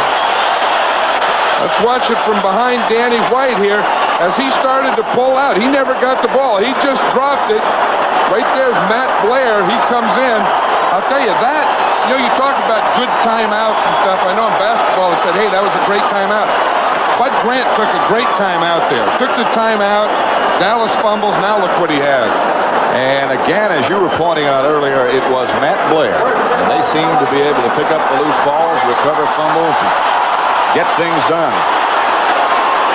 Vikings asking for quiet. Ted Brown, the lone runner behind Steve Dills, the quarterback. Hand off Brown, penalty mark down. Brown gets into the end zone. Touchdown.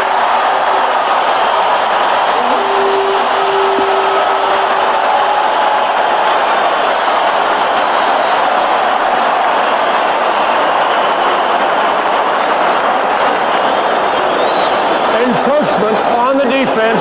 Touchdown.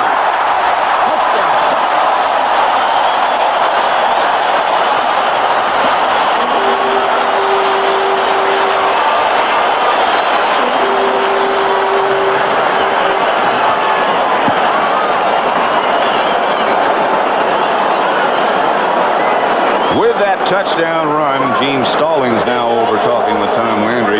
Ted Brown has just moved into 4th place on the all-time list, passing Tommy Mason. Ricardo. Vikings 24, Dallas 10 at the half.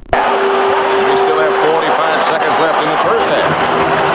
It's a touchdown. One back in the backfield. You see Brown again. He starts to the inside. He goes off for a huff block right there. Cuts it out to the outside. Let's see if we can watch it here from here. We'll see a good block right here by Wes Hamilton.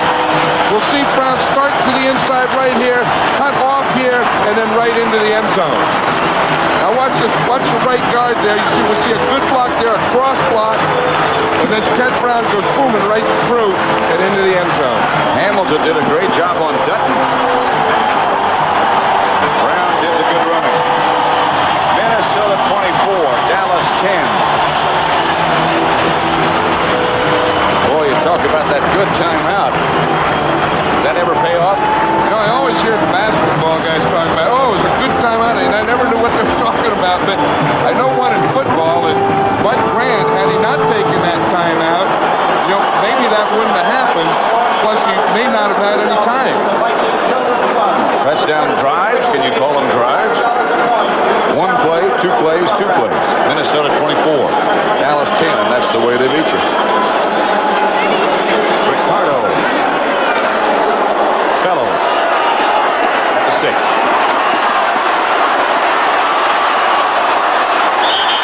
Down at the 18 by Walker Lee Ashley. Another one of those Penn State linebackers. The average time of those Minnesota scoring drives is 23 seconds. That's not taking much time to get done what you have to get done. They lead 24-10. Both teams have 2 timeouts remaining, 40 seconds remaining first half. Remember that first game of the season, though? It was the Cowboys against the Redskins, and what was it, 21-0? The Cowboys were down at halftime. They came back and won the game. White, Cosby, incomplete.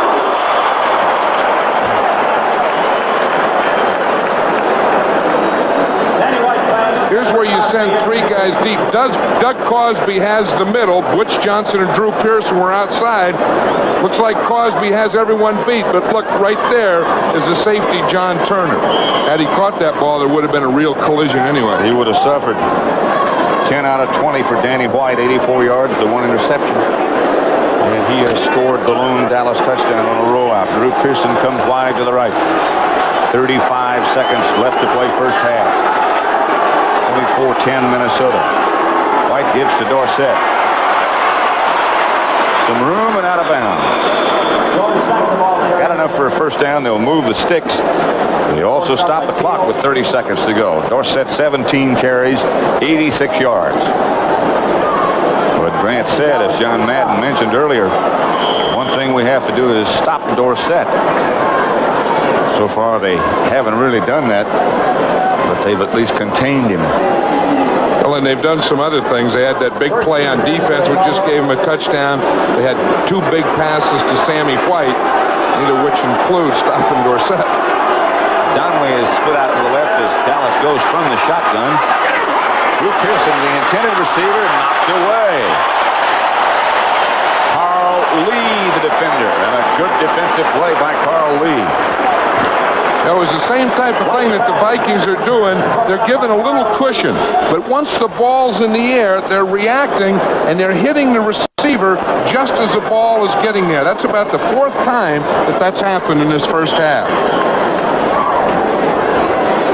It'll be second down and 10 for Dallas from their own 29. Minnesota leading by 14 points as Drew Pearson swings wide to the right with Cosby.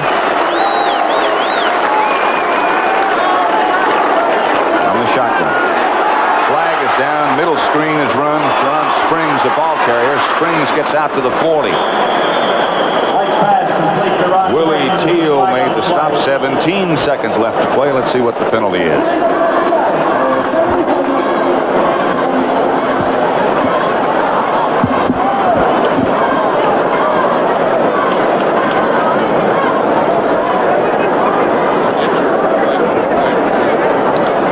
Vikings have an injured player, Joey Browner. Top draft choice from Minnesota. Joey walks off under his own power, number 47.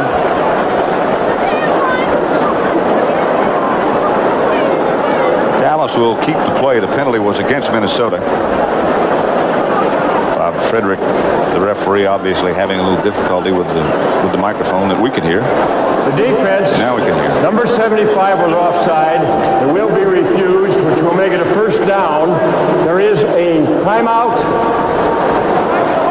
There is a timeout. Now that's a surprise because a penalty is an automatic timeout. Of course, that stops the clock.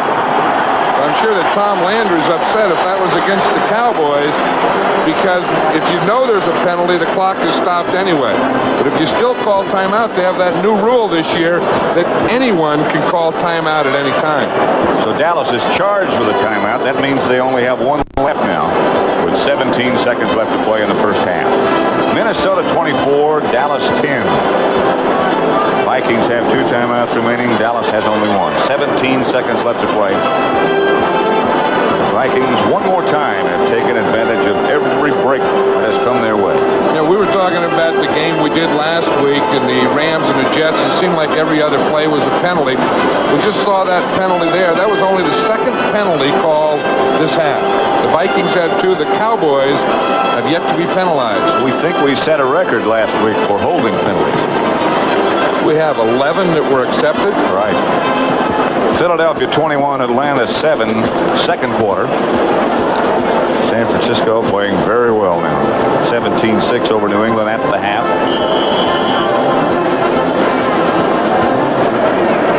Houston has gone ahead of Pittsburgh 10-7, third quarter. The Oilers have been in a frustrated state of mind. Shotgun formation for Dallas with 17 seconds left to play first half. White. Pearson struggling to get out of bounds, and let's see if he did. Clock is stopped with 8 seconds left to play in the first half. One more first down they need to get in range for Septien. Pearson did get out of bounds, did stop the clock. They have 1 timeout left and 8 seconds left. They can run one more play at least. Septien looking on.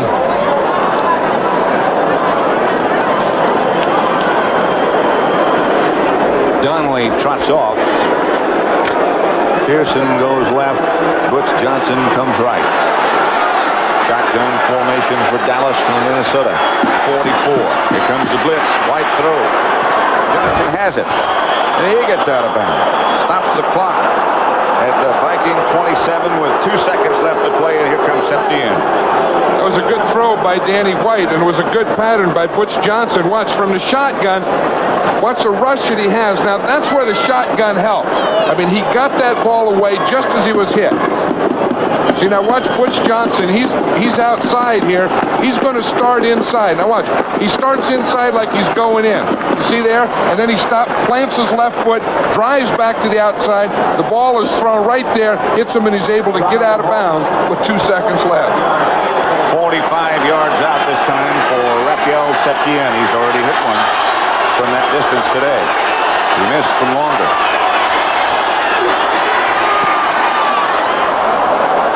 Septien hits from 45, and that makes it 24-13 as the first half comes to a close at Metropolitan Stadium in Minnesota.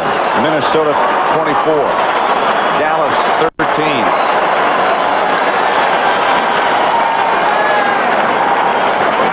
Cowboys center Tom Rafferty, who does the snapping and is the center, had a tough time getting up after that last snap. It looks like his left foot.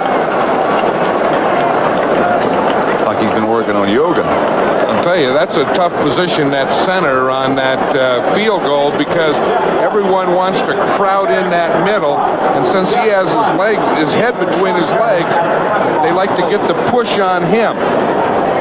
So Rafferty is still being administered to as Minnesota leads Dallas at the half 24-13.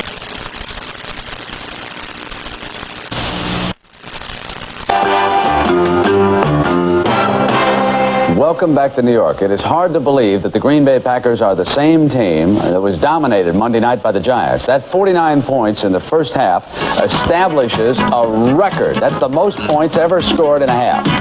It has been a long afternoon for John McKay and the Buccaneers, and it started this way. A punt return by Philip Epps for 89 yards, and it was 7-0. How did Lynn Dickey do in the first half? 10 of 14, 267 yards, and 3 touchdowns.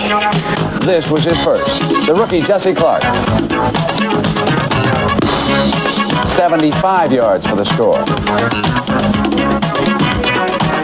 And how did James Lofton do? He also put 6 on the board. Crossing pattern, and the Buccaneers have been absolutely pathetic this afternoon. The Packers have scored a pair of defensive touchdowns. They've recovered a fumble for 1, intercepted a pass and ran it into the end zone, 49-7, and they just started the third quarter. Philadelphia and Atlanta, and the story here is Ron Jaworski. If you saw the lick he took a week ago against the St. Louis Cardinals, you'd be amazed that he's even playing this afternoon for Marion Campbell. But Irv, not only is he playing, he is doing a sensational job. His receiver sealed up by Atlanta here, and he simply strolls on into the end zone for the first 7. And then he came back, and with good protection on a beat-up offensive line, drilled that touchdown pass to Vito Cab, and okay, that's the Falcons signal there, and Bartkowski made it pay off to Floyd Hodge, the rookie, on the 6-yarder, and it is now 21-7, the Eagles with the lead. The Washington Redskins, someday soon, folks are going to start to believe in this football team.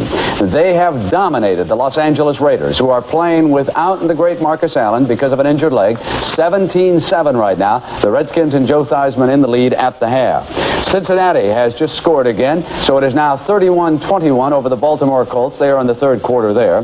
The Chicago Bears, they always beat up on the AFC West. It is 24-0. Willie Gault has scored, and it is his 5th touchdown of the season. San Francisco and New England, they are underway in the third. The 49ers lead the Patriots 20-6 now. And let's take a look at some of the action there. Ron Meyer of the Patriots with his big running game, and also the AFC's leading quarterback in Steve Grogan. And in the early going, he was right in the middle of it when Derek Ramsey, the former Raider, caught that touchdown pass. But it has simply been a case of too much Joe Montana. There he hit the former Patriot Russ Francis for an 8-yard score. And then after that, Montana and the 49ers simply dominated. And when the ball was down inside the 10, Jeff Moore got outside. Wendell Tyler, of course, is sidelined for a couple of weeks. But Jeff scored their touchdown, and it is now 20-6, the 49ers with an early lead. Seattle and Cleveland have been slugging it out, still tied at 3. They are in the third quarter of that game. And the Houston Oilers have gone ahead of the Pittsburgh Steelers 10-7. They are in the third there. And, of course, the game you are watching and has the Dallas Cowboys again behind, I guess, for the 5th straight time. And, Irv, how do you analyze it? Well, of course, the Cowboys have only given up 3 touchdown passes coming into this game. They gave up 2 in the first half alone. We'll see why they work, Brent. Trying to get the free safety to move either away from the ball or step up is really the key against this pass here. Dill's hitting Sammy White on a deep post. Everson Walls falls down, but the free safety moved away. That's really the key.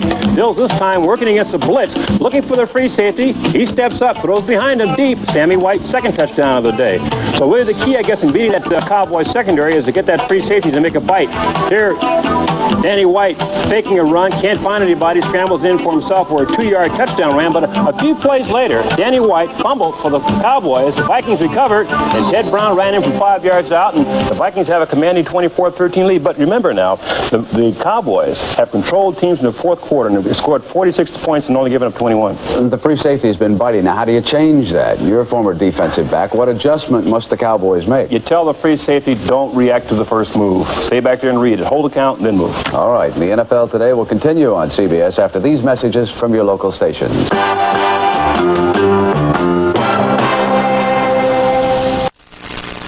CCO Television, Minneapolis, St. Paul. Baseball note today, the New York Mets have just revealed that manager Frank Howard has been fired. No replacement has been named. Now, before 1974, regular season games that ended in a tie in the NFL stayed that way. No overtime until the playoffs. But that year, the NFL officials wisely decided that even during the regular season, it wasn't much fun for a fan to leave a game with the feeling that, well, he's just kissed his sister. So that rule was changed, and as Charles C. Canty now tells us, this season has started out on an overtime bet.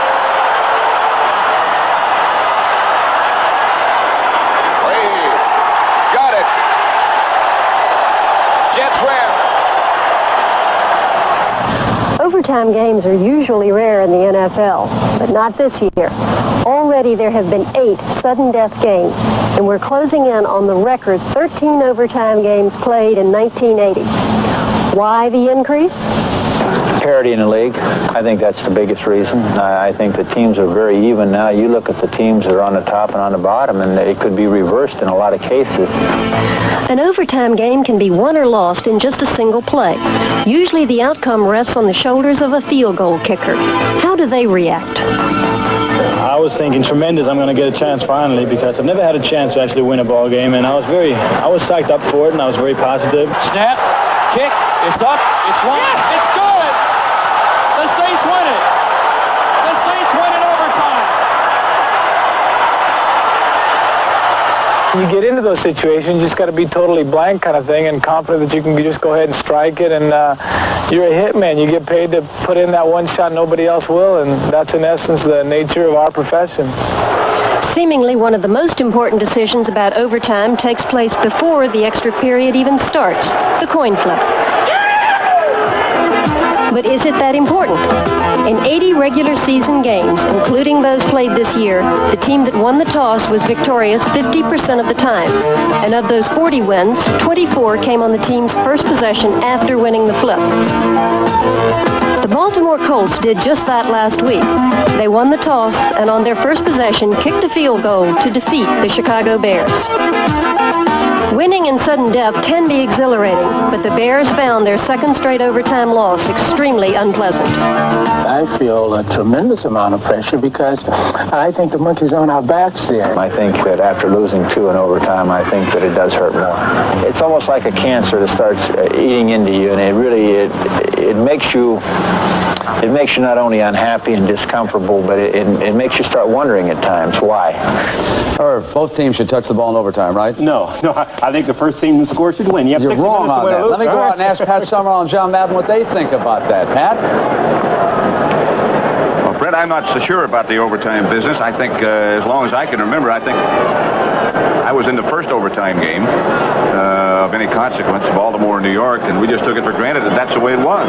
That's what I think too. That's the rule. That's the way you play. If you win the flip, you go score. If you don't win the flip, then you have to play defense, get the ball back, and go score. I think as long as you know the rule and you know what it is, then you just have to go do it. No big deal. And the fact that for the most part it's eliminated the tie game, I think, is the real great advantage of the whole thing. And I think it also has a lot to do with parity. I think we're seeing so many because the teams really are close to evenly matched. Right here at the Hubert Humphrey Metrodome in Minnesota, the Minnesota Vikings lead Dallas 24-13, but we still have one more half of football to go, and if it's anything like what took place in the first half, it should be very, very exciting. So one more time, another half to go. Minnesota leading Dallas 24-13. The Vikings have been very impressive. They've taken advantage of all the breaks. Back on the field in the artificial turf of, well, it's an arena that looks very much like the one in Detroit. Very, very nice facility. It's like a balloon. May take off someday. Halftime stats.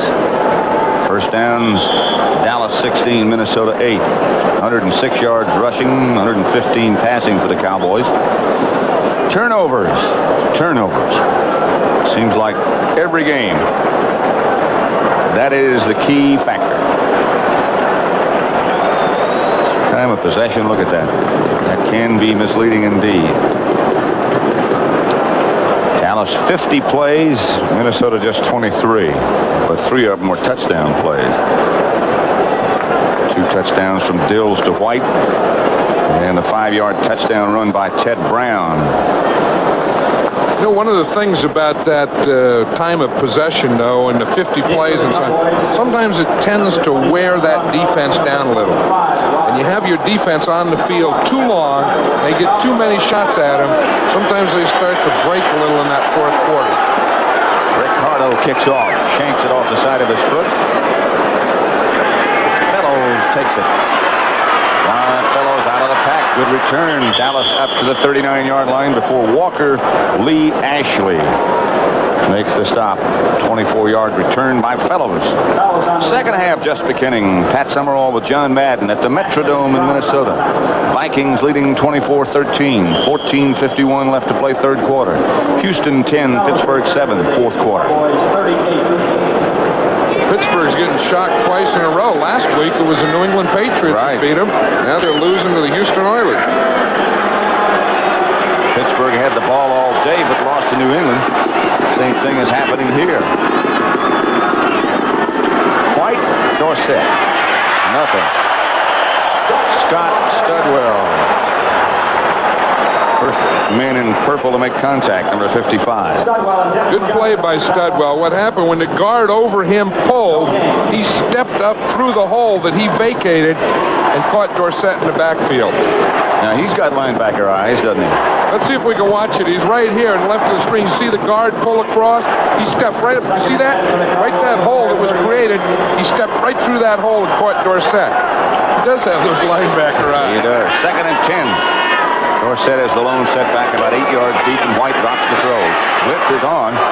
Pearson had the ball just go right through his hand. That's a rare occasion right there. Willie Teal, the defender. Watch this ball just go right through his hand. Few too many moves there. You see again, he was busy there fighting Teal and pushing him off, and by the time he turned around, he couldn't get his hands back together to catch it. And you could see him look away just before the ball got there, looking to see where Teal was. I think he was worried a little too much about Teal pushing him and pulling and that type of stuff, and couldn't get stuff together. Ron Springs, Butch Johnson, Doug Donnelly, all in the passing pattern. As Dallas goes from the shotgun, and White throws outside. Butch Johnson had it, lost it. Good play by the Minnesota defense, Tommy Hannon. You know, the Vikings are doing this so well today. Watch again. Here's Butch Johnson. He got it. Now watch Hannon. Just as he's trying to get that ball, Hannon goes whap, and the ball bounces out. That's about the 5th time that they've done that now today. As Joey Browner over there to help him out.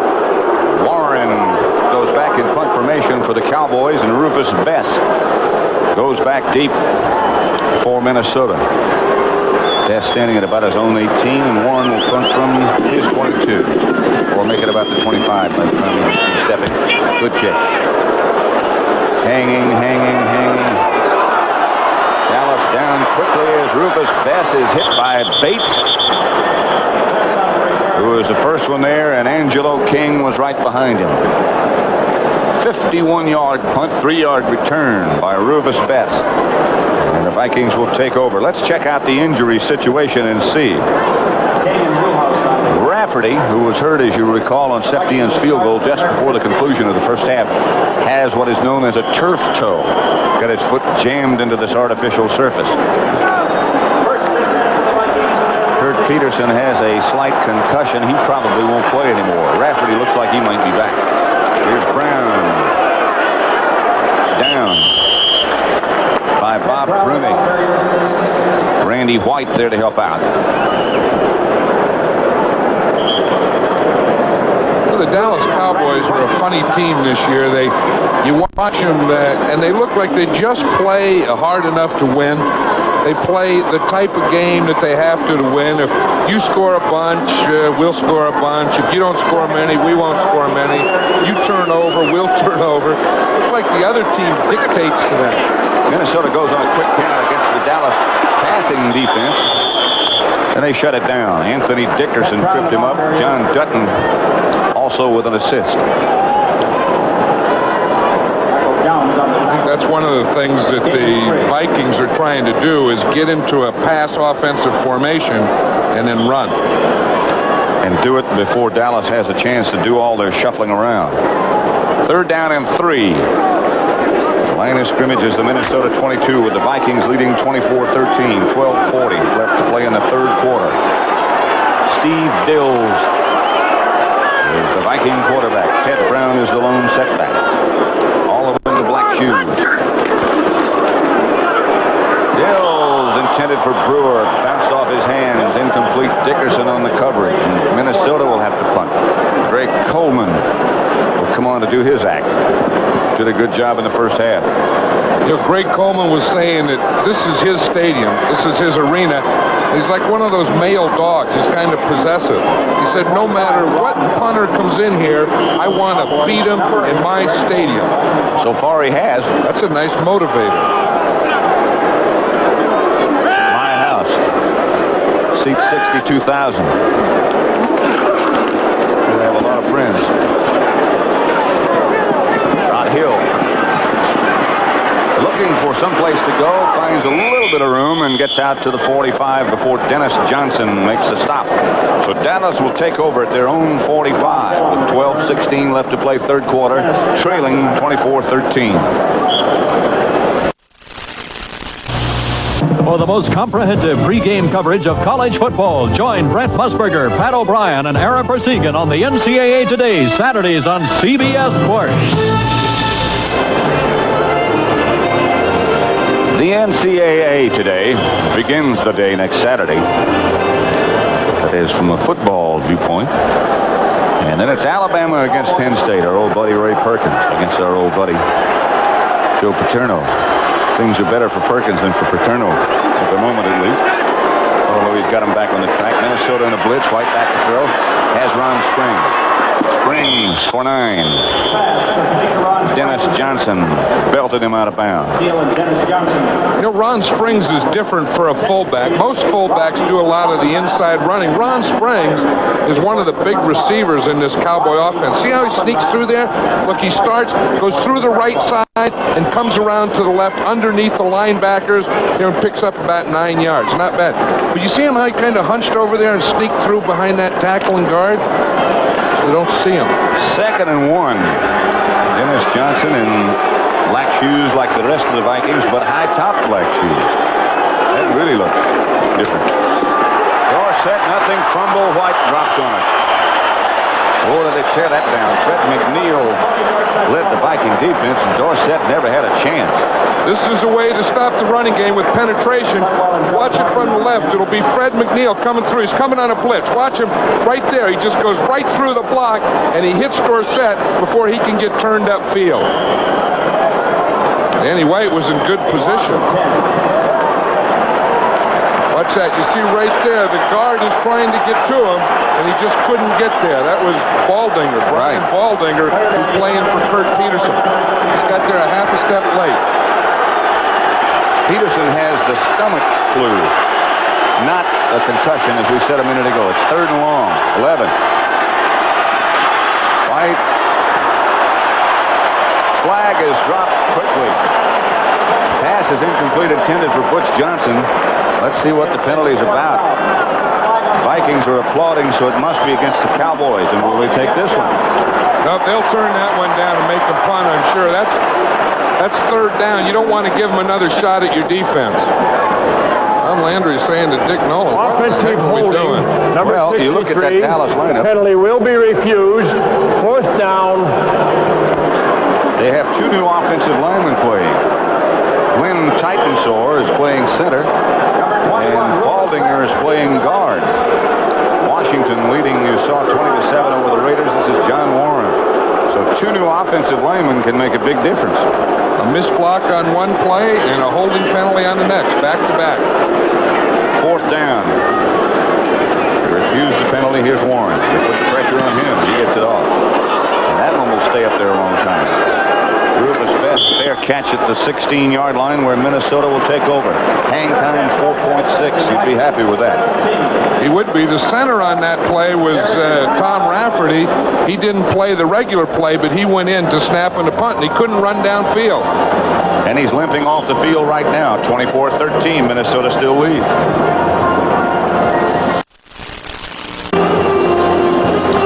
Next Sunday, CBS Sports has an NFL doubleheader. New Orleans, Atlanta, Washington, St. Louis, Green Bay, Detroit, Minnesota, Chicago. All those will begin with the NFL today at 12:30 Eastern Time. Then at 3:30 Eastern Time, Tampa Bay visits Dallas. Philadelphia will be at New York. That's where John Madden and I will be. And the Rams against San Francisco at Candlestick. A lot of traditional rivalries now next week, right here on CBS. Minnesota 24, Dallas 13. 11:09 left 3rd quarter. Dills will go to work. Pick by Dills. He has Darren Nelson out of bounds for Minnesota 1st down. At the 28-yard line. Bob Brunig on the coverages. 12-yard game. I'll tell you who caused that one, though. It was Dennis Thurman. Terry LeCount was man-to-man on him. Dills was trying to go deep to LeCount, but Thurman had good coverage on him, so Dills had to come off to a short man. Here comes the Dallas shock troop. It's a big troop. Figuring that Dills will throw on 1st down. They waited till the last second to put those substitutes in there. Audible. Brewer yelled out to the flanker, Sammy White. Dills gives to Nelson. Nelson gets maybe one. Other scores. Philadelphia 21, Atlanta 14, 3rd quarter. Houston 10, Pittsburgh 10, 4th quarter. It'll be 2nd and 8 here with Minnesota leading Dallas 24-13. Dallas and the Los Angeles Raiders, the only 2 undefeated teams left. Dallas is behind and the Raiders are behind. Smirrick, Bethea in the Dallas defensive alignment now as the up front lineman, along with Bill Bates, who seems confused at the moment. Bates started on a blitz, then gave it up. Pass intended for Terry LeCount. Overthrown by Dills. Ron Fellows back on the coverage.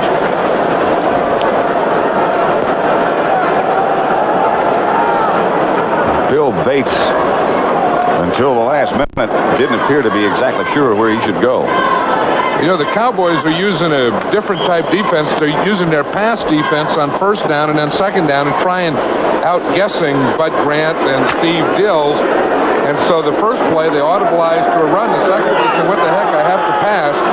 And I think everyone's a little confused out there. What are we doing? What are they doing? He doing? She doing? 3rd and 8. Thurman faking blitz, and he comes. Cowboys blitz. Penalty marker goes down. The pass intended for McCullum. Fellows back on the coverage. Good coverage. That's when you have to have good coverage, when you have the blitz, because you don't have any help. There's some penalties against the Vikings on that play, but when you bring those safeties and corners, that's good. That gives you a good pass rush, but you better get there because that means that everyone else is man-to-man all over the field. That's how they got burned twice. Illegal motion Number against 80 Minnesota. for the offense will be declined. Will be 4th down. It'll be 4th down. Going back deep is Rod Hill. Greg Coleman, number 8. He's the Minnesota punter. 46.3 his average today.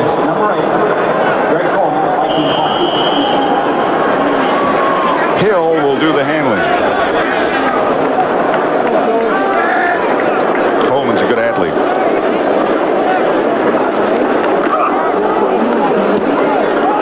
He's also a good punter.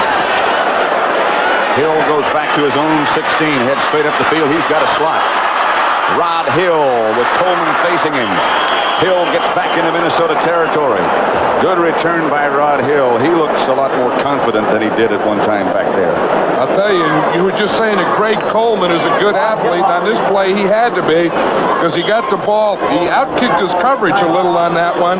And we see Hill break through here. The only guy left is Greg Coleman. Watch him. Nice position, arms out, head down. Boom. Good tackle.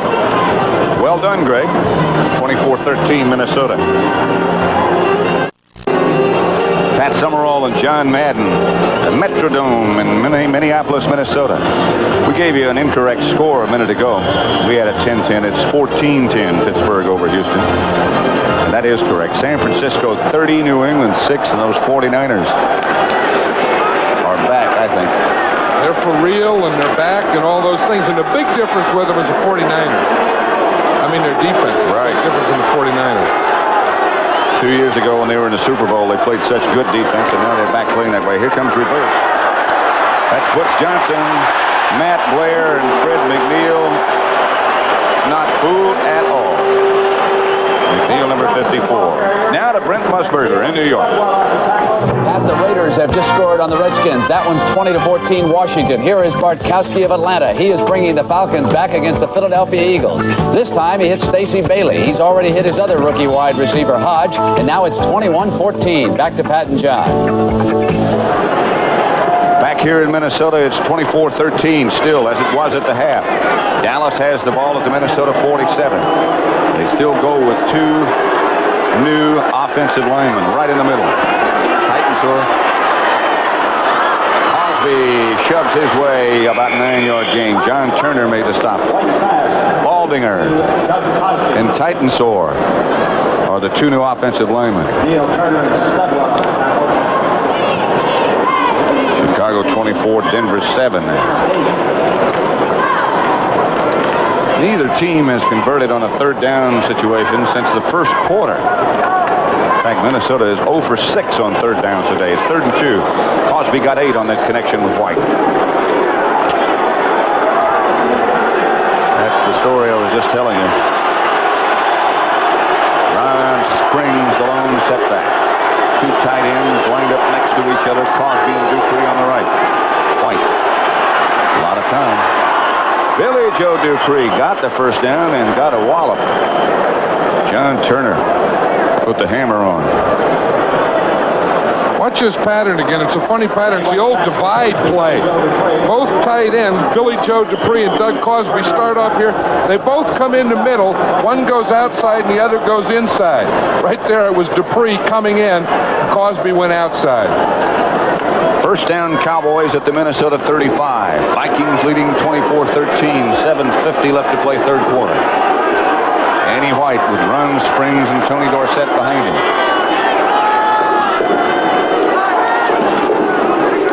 Now they run the reverse again. Now they throw it back to White. Now White goes deep. Dorsett out of bounds after all that. It was White to Dorsett to Pearson, back to White, and then to Dorsett. Here it is right here. White to Dorsett.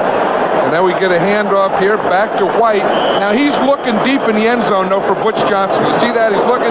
He couldn't, so he had to come off and throw to Dorsett. He didn't catch the ball, but he would have been out of bounds anyway. Incomplete. But the play was designed to fool him and then throw it deep to Butch Johnson in the end zone. Good coverage by the Viking defense. Didn't fool anybody. This is Pearson now in motion on 2nd and 10 from the Viking 35. White to throw. Pearson stays in bounds this time, about a yard shy of the first down. Rufus Bess on the coverage. Make it 3rd and short. Here comes Pearson. He comes across in motion. The reason they do that is so you can't get tight coverage. You can't bump him. He drives up like he's going deep, cuts it off, and then comes back a little, catches the ball right in front of Rufus Bess. That's Drew's 5th reception of the day. He's picked up 51 yards. He is indeed having a very fine year. Pearson and Johnson come wide left, Donnelly right to the right. They go from the shotgun on 3rd down and 2 from the 27. White quickly has Butch Johnson. Butch Johnson has the Dallas first down at the Minnesota 17. John Turner again on the stop. Raiders coming back against the Redskins. Washington leading 20-14. Both very strong teams. Newsom comes in as Tom Landry waves him on the scene. Dorsett gets a rest. Dallas 1st and 10 at the Minnesota 16. Vikings leading 24-13. Vikings showing blitz, they do. Danny White for Cosby, and Cosby was held. Tommy Hannon was with Cosby. Cosby broke clean, and Hannon grabbed him. I know last night when we were talking to the Cowboys, one of the things that they wanted to do was get Tommy Hannon isolated man-to-man. They felt of the Viking defenders, their secondary, that the guy they could beat deep is number 45. It is Hannon. And that's who Danny White is watching for all the way. We'll be able to see him here. He's the tight end. You see Cosby start up. He's going to run inside. You see Hannon. He grabbed him right there before the ball got there. And he's pointing at Cosby. He's saying he did it. Referee says, no, you did it. So it'll be first down Dallas at the Minnesota 11-yard line. Howard Richards has come back into the game, so the stomach flu must have settled down.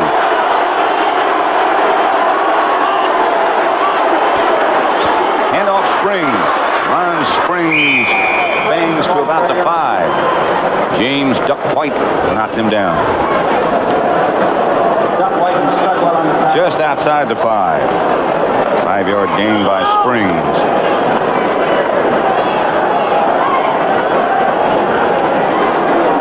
6 minutes, 25 seconds left to play. 3rd quarter with Minnesota leading Dallas 24-13. Dallas at the Vikings 6. 2nd and 5. Springs and Dorsett, 2 tight ends. Springs and Dorsett, the runners. Handoff Springs and run. Springs, touchdown Dallas. Springs from 6 yards out. That's that play they run, John, I think, when they don't block the defensive lineman. That's the thing that we were talking about. You know, everyone wants to key so much on Dorsett that they put Dorsett the other way, get the defense watching him. Now watch this. Dorsett will go across, you see, to the left, and then Springs just pops it right back to the right. Everyone is so interested in Dorsett, they all take a step that way, and then right against the grain, here comes the fullback, Ron Springs. And he might have hurt himself scoring that touchdown. Springs limps off the field. And now he seems that whatever was bothering him has sort of removed itself from his mind and his body. Well, he did walk off with the doctor, but touchdowns tend to do that. You ever notice that usually if there's an injury on the play, it's usually the team that was scored against, and not the team that scored. It doesn't hurt quite as much if you score a touchdown and get hit. Somehow injuries aren't as serious if you're in the end zone. 47 yards, the Cowboys win in 8 plays. Glenn Carano is number 18. Holding for Raphael Septien.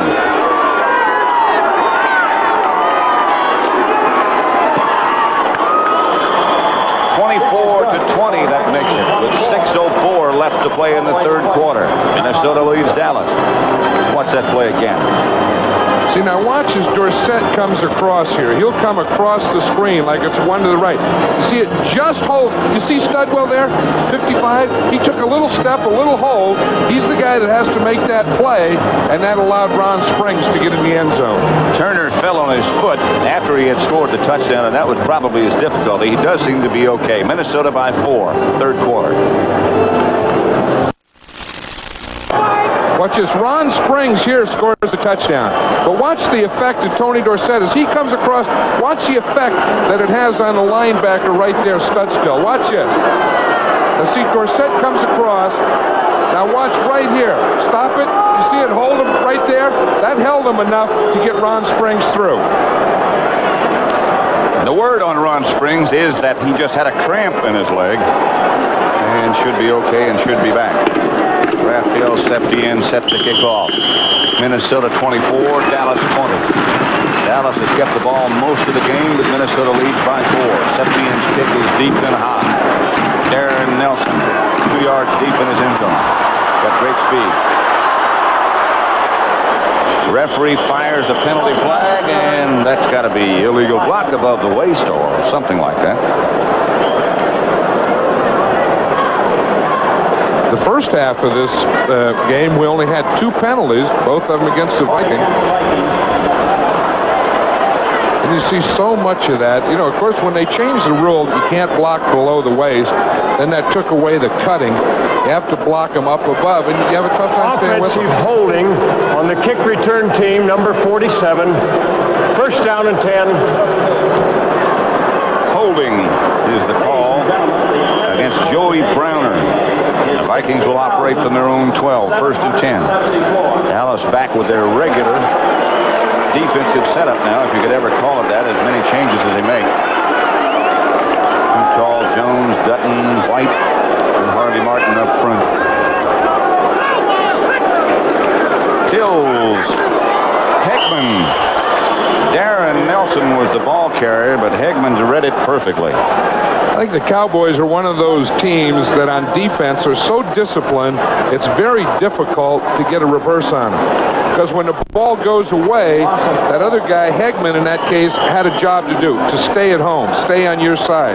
They don't flow across the field with it. Now they take out some of the defense and put in their real shock troops expecting pass. Second down, 14 from the Minnesota 8. This is Ted Brown. Too tall, Jones takes him down with an assist from Bill Bates. Let's watch Too Tall. I tell you, he played that like a linebacker. Watch, he's the second guy here in the left. He'll come in, take on the block right there, even get a little hold, play off that, push him down, come right down the line of scrimmage. Don't go for the back. Come right down the line of scrimmage at that cutoff point, and you'll meet him there. That was an excellent defensive play. That's the way it's supposed to be done.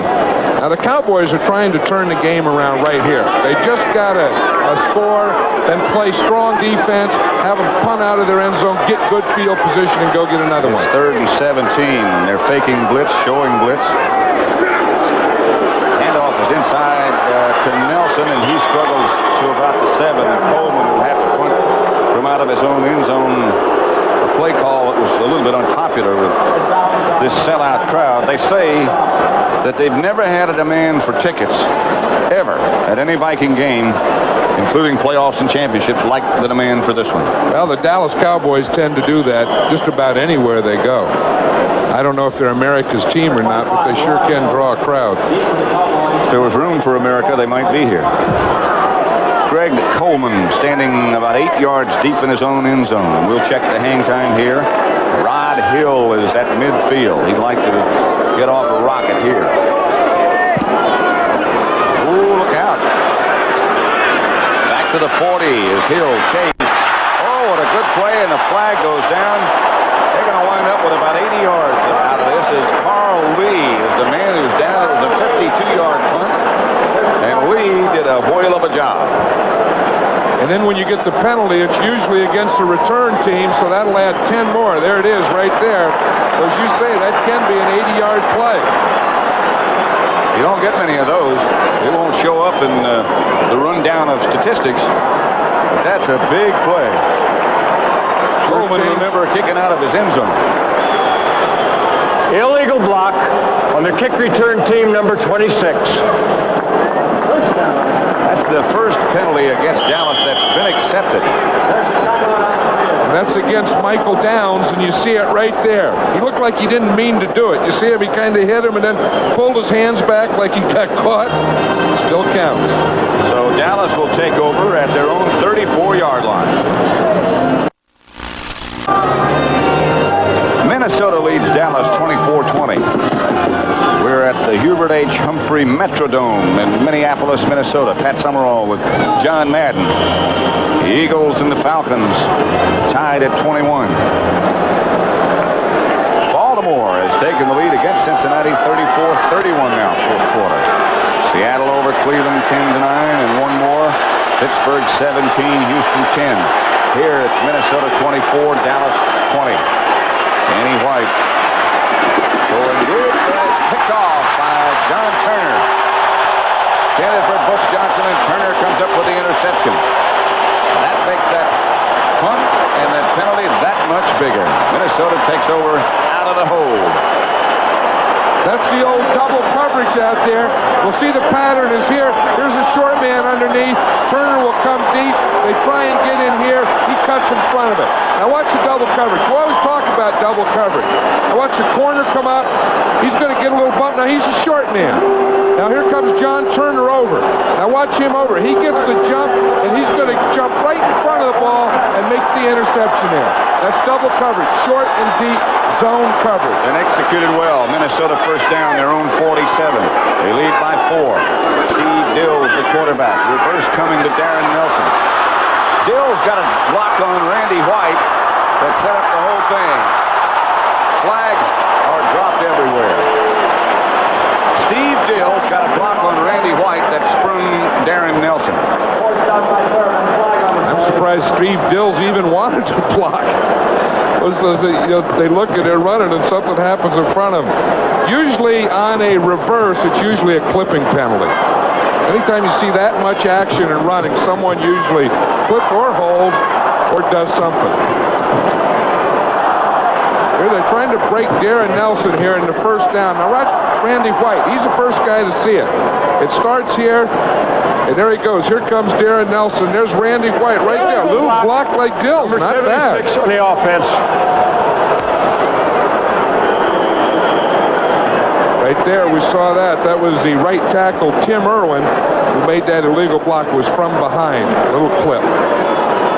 He's a tough guy. Oh, man, is he? Bud Grant likes him. Larry Bethea playing almost full time now in place of Harvey Martin. Brown in motion. First down. Heats on Dills. Nelson has it and hangs on. Bates makes the stop, but it's a Minnesota first down, a 20-yard gain. Bates stuck Nelson. Smirrick put the heat on Dills, but he hung in there and got rid of it. I'll tell you, he sure did. It was a heck of a throw by Dills, and it's a heck of a catch here by Nelson. Watch that. He gets it up. Now he knows he's going to get hit, and there's Bates right there waiting for him. Woo. First down, Minnesota at the Dallas 40. Clock running, 2:45 left, third quarter. Minnesota up by 4, 24-20. Steve Dills, the quarterback. Ted Brown and Ricky Young now, the two Minnesota backs. Dills back. Batted down by Randy White. Right in Dills' face. And another penalty flag down. And it's probably another holding penalty. It's in that area. It was a trip. That's one of the other things you do when you're beaten. You know, you either grab them and hold them, or you reach out your foot and trip them. Both of them illegal. It's one of your three options. You could also tackle. Tripping on the offense, number 61. It's a right guard, Wes Hamilton. He would have been going against John Dutton in there. And now it's Smirrick. Smirrick replaced Dutton. First down and 20.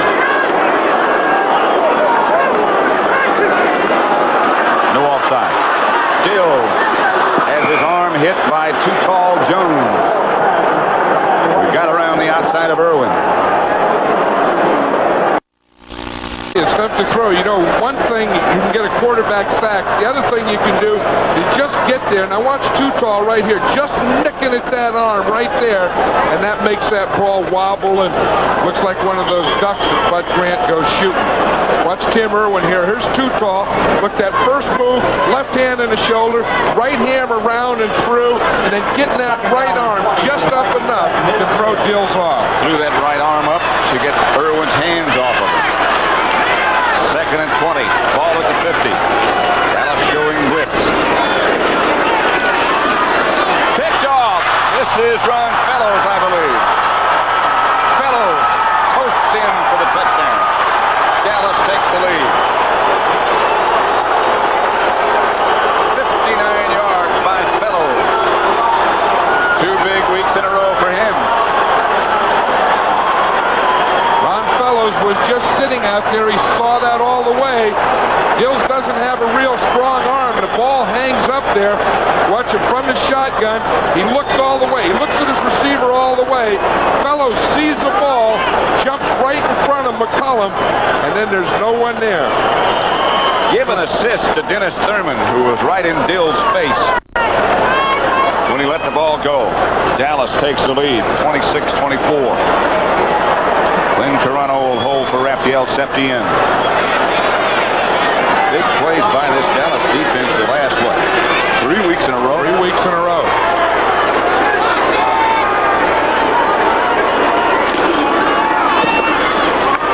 Septien is good. And Dallas takes the lead for the first time today. 58 yards officially by Fellows. Dallas 27, Minnesota 24, 2:14 left third quarter. Both teams with all their timeouts remaining, but it's really too early to be thinking about that. Let's check some of the other scores. Raiders have taken the lead over Washington, 21-20. You know that RFK Stadium is rocking pretty good right now. Chicago 31, Denver 14. So is Soldier Field. San Francisco 30, New England 13. Joe Montana having a great year.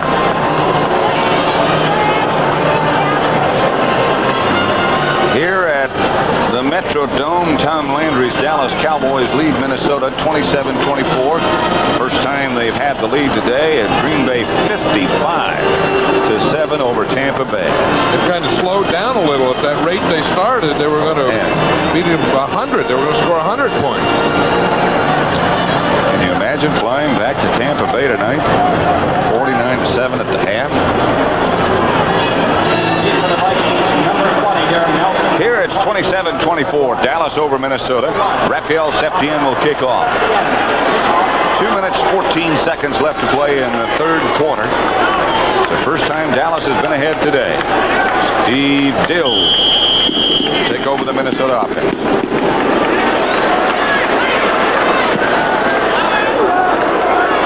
Septien's kickoff sails deep into the end zone to Jarvis Redwine. Fellows just returned that intercepted pass 58 yards for a touchdown last Sunday against New England. Up, intercept, running them in. But the Cowboys are getting to be that type of team too. They do so many different things on defense. It has to be confusing for an offensive unit. Now let's see what Dills does. Going deep, looking for Brewer. Finally throws it away. Intended for Sammy White. Nothing doing there. Everson Walls on the coverage. Here's the thing that beat New Orleans last week. Remember this? Watch number 51. Stabler is the New Orleans quarterback.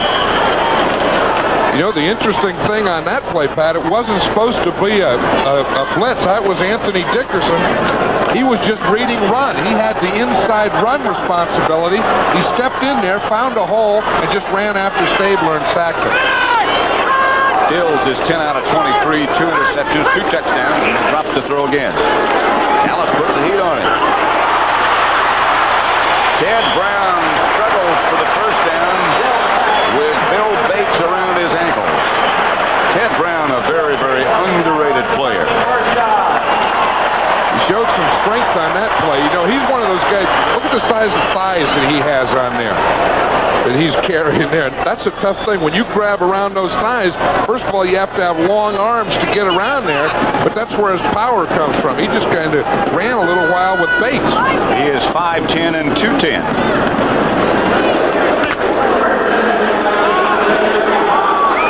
Dallas defensive backs have now scored touchdowns in the last 4 games. Here's Darren Nelson. Michael Downs. I can't help but remember when we first heard that maybe Michael Downs was going to make the Dallas secondary, make the team. Why was he a free agent? They said he wouldn't tackle anybody.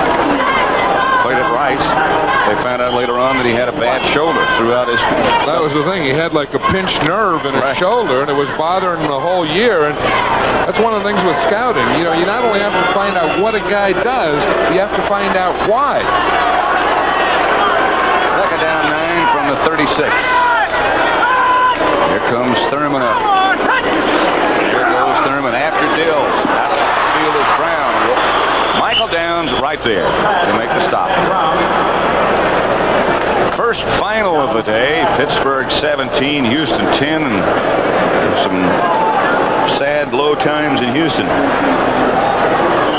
San Francisco 33-13 over New England.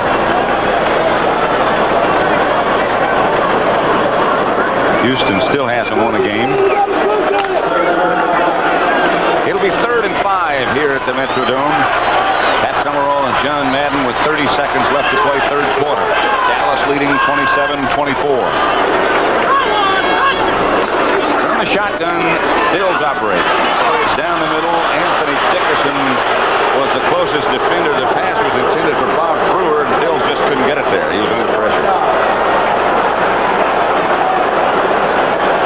Dills is getting a little frustrated now. I think when the Cowboys started switching their substitution defense, instead of waiting for third down or long yardage, they started doing it on first down.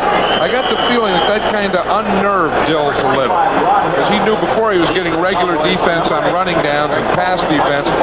And then when the Cowboys started playing pass defense all the time, I got the feeling the Vikings are a little unnerved. In the event you're wondering, where is Archie Manning? Bud Grant just said to us yesterday he's not ready. He's just insurance later in the season.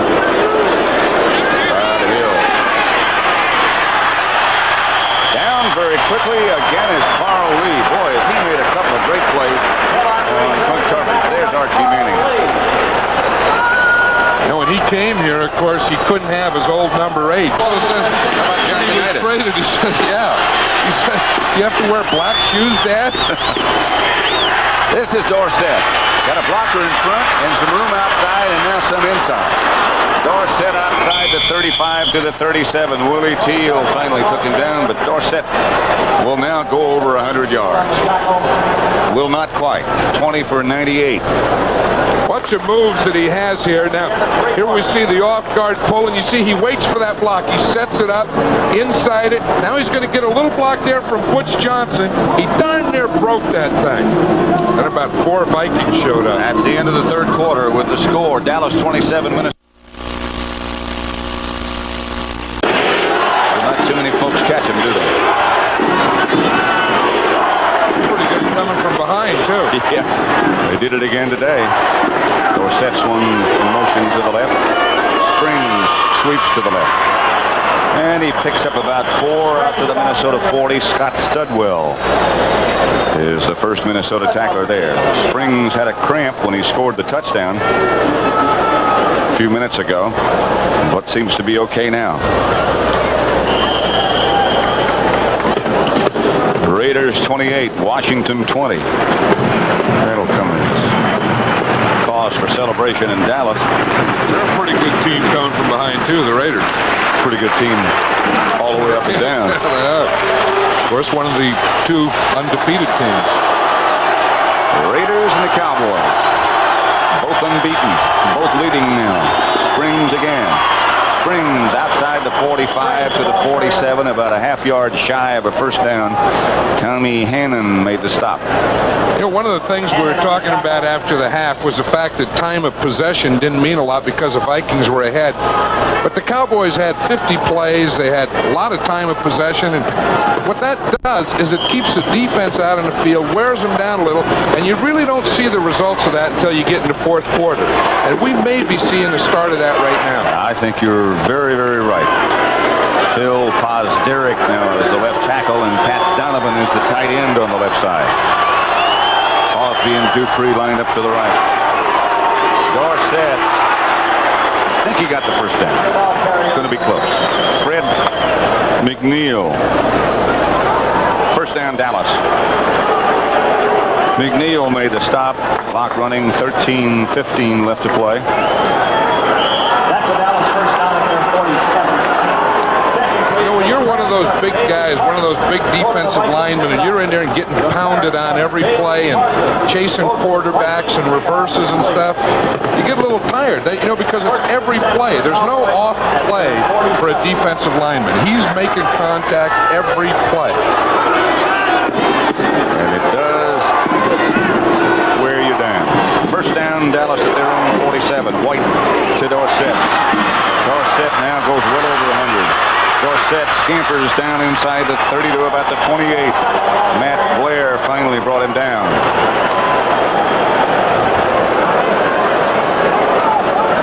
22 carries, 119 yards for Tony after that 19-yard gain. This guy's quickness is still there, isn't it? You watch that again. He cuts, starts in, starts out, starts back, sets up his blocks perfectly. I mean, he helps his blocking more than anything. A little stutter or thing there to hold the defender, John Turner, and he picks up another 8 yards. He's in quite a running back, I'll tell you. You know, one of the keys to their success after this play. Springs. Misses. Springs gets down to about the 19. Matt Blair made the stop. You think about losing your starting center and your starting right guard, and you come in with two guys like Titensor and Baldinger, who now are doing a very good job, it would appear. Have to wait till we look at the films, but depth is a key factor as well. I think they are doing a good job, and the one thing about the Cowboy offensive line, they can all play all the positions. They have a lot of centers. I mean, a guy plays guard or tackle, like Cooper's a right tackle, but he can play center. Titansor's a center, and he can play tackle. They have a lot of those types of things.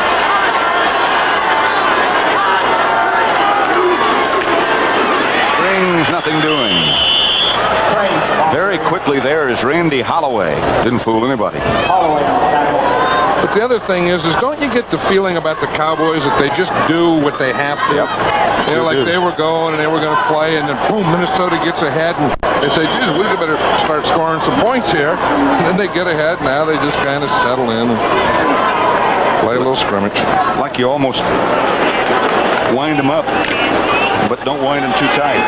I'll tell you, and Tom Landry doesn't like that either. He knows it, but he doesn't like it. I know. Third and short, about 1 at the 19. White. Springs has the first down. Down to about the 16. He's had a good day. Both the Dallas running backs. All three of the Dallas running backs. Springs 12 carries, 49 yards. The touchdown run you'll remember. Let's watch this. He was going to make a little jump. The linebacker, Studstill, is going to jump too. Now watch this. Studstill starts to jump. Springs starts to jump and just does a little move to the right to miss the jump. You know what I mean? One guy's jumping, the other guy's jumping, but the first jumper missed the second jump. Something like that. First down from the 16. Clock running, 9:45 left to play. Dallas up by 3 and on the move. White. Pass was deflected by Neil Elshire. Intended or aimed in the direction of Butch Johnson, but Elshire knocked it down. That was a good job by Elshire. What you always teach those defensive linemen is you start to rush until the quarterback goes to throw. Then when he starts his motion, you jump up in the air. Now watch this. See, White's there. Elshire gets his hand up. Duck White also has his hand up. They do a good job at that. You know, you rush. When he throws, you don't have to keep going because you're not going to get there. Just stop your rush and put your hands up. White is 18 out of 35 for 168 yards. Dorsett and Springs, the two setbacks. Butch Johnson and Drew Pearson both split wide to the left. And Danny White is not happy with this offensive alignment and calls a timeout. So Dallas will have two left. Dorsett didn't know the play. Did you see him? He went up to ask White what the play was. So Dallas leads by 27-24 with 9:40 towards the Redskins. What a year he had last year. One-man game. 2nd and 10 Dallas to Minnesota 16. Handoff is to Dorsett, and Dorsett bounces down to about the 12. Scott Studwell, who's had a very busy day. That's a final score. Baltimore beat Cincinnati 34-31. Baltimore's record now 3-2, and Cincinnati 1-4. That surprised you a little bit? Seattle 24, Cleveland 9. That surprised you a little bit. Atlanta has taken the lead over Philadelphia 24-21. Frank Cush's type program is one you just have to stay with. And if you're patient with it, it usually works in the end. Well, it's worked for him. It's been successful wherever he's been. 3rd down. White drops the throw under pressure. Gets out of it. Touchdown. Drew Pearson. Good effort by Danny White. Carl Lee was involved in the coverage, but Pearson got loose. The reason it was a good effort by Danny White is he bought a little time to allow Pearson to get open. Watch this. Here comes Pearson. He's going to start. He's starting to the inside. See, he's waiting now. Now White scrambles a little, has time to find him, and throws that ball right in there. I'll tell you, Carl Lee was there. Just missed it. Just missed the ball. Pretty good throw.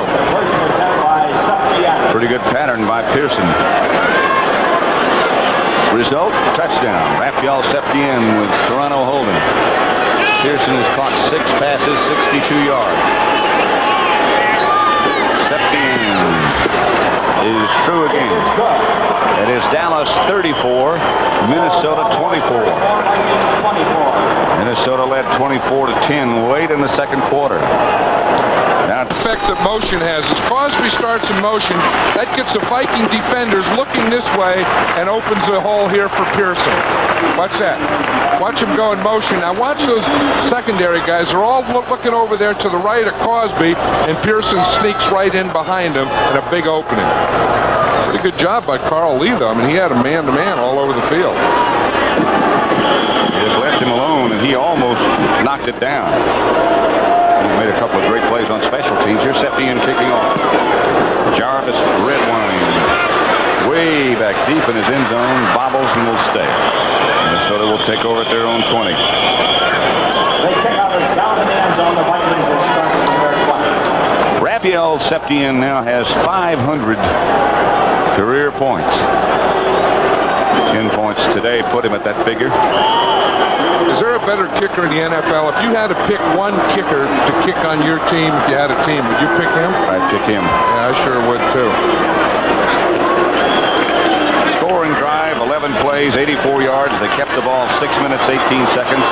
White hit Pearson with the 11-yard touchdown pass, and I think, John, a point you made much earlier about them wearing down that Minnesota defense has taken place. Here's Bethea chasing Dill, and now Randy White takes him down. Bethea the rush, White the takedown. We haven't talked much about those linemen in the pits. Watch Randy White here, 54. He starts out there. He's on Jim Huff. He gets by him, sees Dills go, comes right in there, takes him over. He was really trying to get Dills, wasn't he? You know, when those linemen see a guy, they finally get a chance to get him, they really want to get him.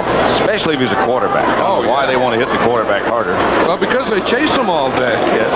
They only get there. I mean, if they get there once or twice a game, that's good. Like the electric rabbit at the dog track.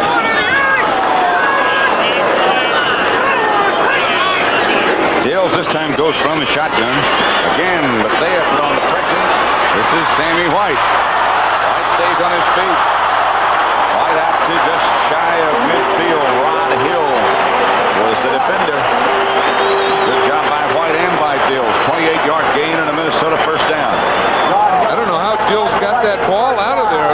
he threw it underneath of Bill Bates. Bill Bates was coming on a safety blitz, and he's right on him. I bet he threw the ball underneath his arm. Now watch, Bates comes from the left to the screen. 40, you see, he'll start. Here he comes right now. Now watch, Dills is throwing. Now there's Bates right there. He just kind of threw the ball right around him. Pretty good little move there by Sammy White, too. Excellent. First down, Minnesota. Dills back to throw again. Chase again. Darren Nelson had it and dropped it, and he had room. Bates was the nearest Dallas defender, but Nelson had goal post and goal line in mind. He sure did. Bates was covering a man-to-man, and he beat him by about 4 steps. The ball looked like it went through and came down and hit his knee.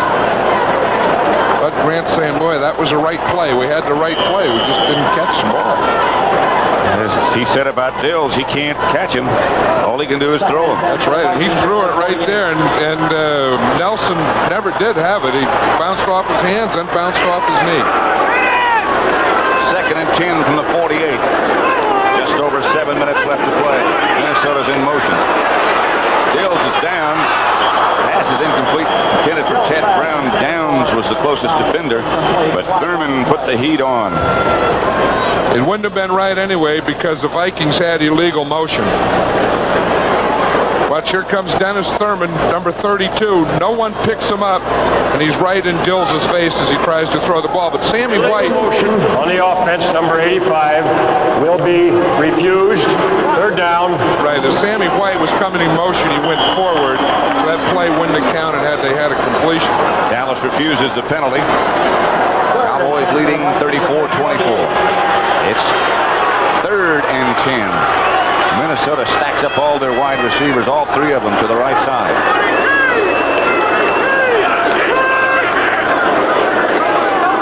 Brown in motion, no running backs. Here come the Cowboys.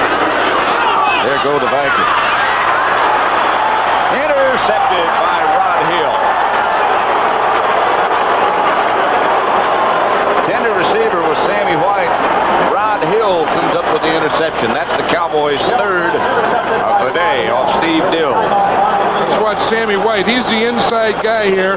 Man-to-man, Rod Hill. You see, he gets a little bump, plays underneath him, looks up, locates the ball, goes for it. He made a great catch falling on his back. He just took it away from Sammy White, and the Cowboys take over with their 3rd interception of the day. Johnson and Donnelly come out now with 6:57 left to play. Johnson and Donnelly out wide to the right. Dorsett is the lone setback. Here's Dorsett. Tony scampers outside the 30 to about the 33. Hannon made the stop.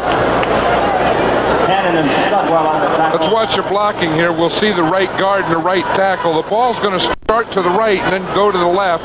We'll see a little delay there. See, that's Brian Baldinger's the right guard. He sets up like it's a pass, then he pulls to the left and traps, and Dorsett runs right off the trap. I'll tell you, he's doing a great job today of setting up his block.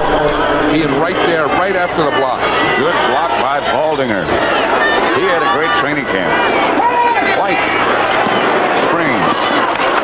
Hannon is out there with him, and Ron Springs shakes him long enough to get a Dallas first down. Dennis Johnson out there to help. Final score, mercifully, that one is over. 55-14, Green Bay over Tampa Bay. Ooh. That ship has a leak, that one that lives in Tampa Bay. The Raiders 35, Washington 27. 4th quarter. Didn't think they'd score that many points, did you? I didn't think it would be that type of game. I thought it would be a tighter game. First down, Dallas at their own 38. Cowboys leading by 10, 34-24. Dorsett cuts back inside and cuts for about 4. Matt Blair around his feet tripped him up. Tony's had a good workout. You know, we saw Brian Baldinger, the right guard, pull on the other play, and that time it was a right tackle, Jim Cooper, pulled to the left. Let's see if we can see that. Now watch your right tackle. See that Baldinger block straight ahead. Here comes Cooper. See, now he's leading right there on Stetson. See, just knocked him out or set right off him. I'll bet you in practice he spends a lot of time with those guards and tackles. Knowing who has the best blocking angle and stuff like that. Probably buys them boots and stuff at the end of the year. You know how they do? Yeah. Mexican dinners. Springs makes a one-handed catch and gets a Dallas first down in Minnesota territory. At the 47. Hannon knocked him out of bounds. Make it to 46.5. Good day for Ron Springs, too. Well, it's been a good day catching the ball. It's been a good day running. And, again, Ron Springs is set up a lot by Dorsett. I think the defense, as Bud Grant says, if you're going to stop the Cowboys, you have to stop Tony Dorsett. So everyone's watching and keying on him. When he goes someplace, that brings a crowd. Springs has 8 catches for 64 yards, 12 carries for 49 yards, 1 touchdown. So they both have had good days. And I know what you're saying is not taking anything away from Ron Springs. It's just the presence of Dorsett. It helps. Springs again. Springs barrels for about 6 or 7. Down to the Minnesota 39. Dennis Johnson on the tackle. You ever notice that fullback types always gain more yards in the second half? And that's the reason. I think the first half they're a little too quick, the fullbacks are. In the second half they get a little tired. They run better. They all do. Ron Springs does. William Andrews does. John Riggins does. All those types of guys. The defense get a little slower, a little more tired. And that fullback always has a bigger half in the second half than in the first half. Second down and 2. The ball at the Minnesota 39. 4 minutes left to play. White will throw. Does. Johnson shakes 1 tackle. Out of bounds at the Minnesota 23 by Tommy Hannon. Got away from Rufus Bess, who was there with him early. The Dallas first down. Again, the corner is off here, so it's just a little quick pass. Look, a 3-step drop. Boom, Butch Johnson out there, catches the ball. He knows the secondary guy. A little dip underneath, out to the sideline, little straight arm. Jersey goes, roll, out of bounds, first down. Again, the depth of the Cowboys is such a factor. With Butch Johnson, Donnelly, Pearson, Tony Hill, who didn't play. That's the final score. 33-13, San Francisco over New England. 49ers record now, 4-1. They play the Rams next week. Dorsett the lone winner. Tony back inside, lowers his shoulder down to about the 20.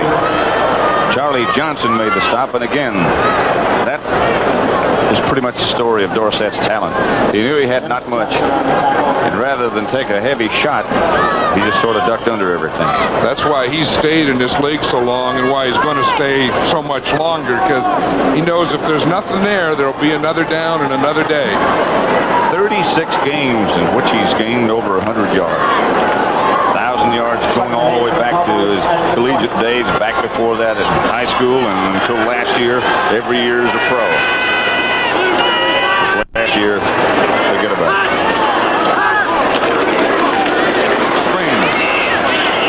To about the 17. Fred McNeil tripped him up. Cowboys doing now exactly what they want to do. Just keep the ball. Just control it long enough to run the clock out. Philadelphia has retaken the lead over Atlanta 28-24. That's still fourth quarter. Raiders 35, Washington 30, fourth quarter.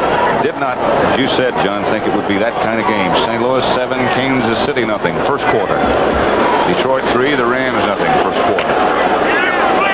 Time remaining here, 2.5 minutes. Cowboys strolling around now. Third down and 6 from the Minnesota 18. White under heavy pressure. Throws outside. He had Donnelly. Donnelly couldn't grab it. Donnelly has a bad hand. It's really skinned up. You can see his bandage there. Almost all the skin is off the palm of his left hand. He couldn't really hang on to that one. Raphael Septien will come on now.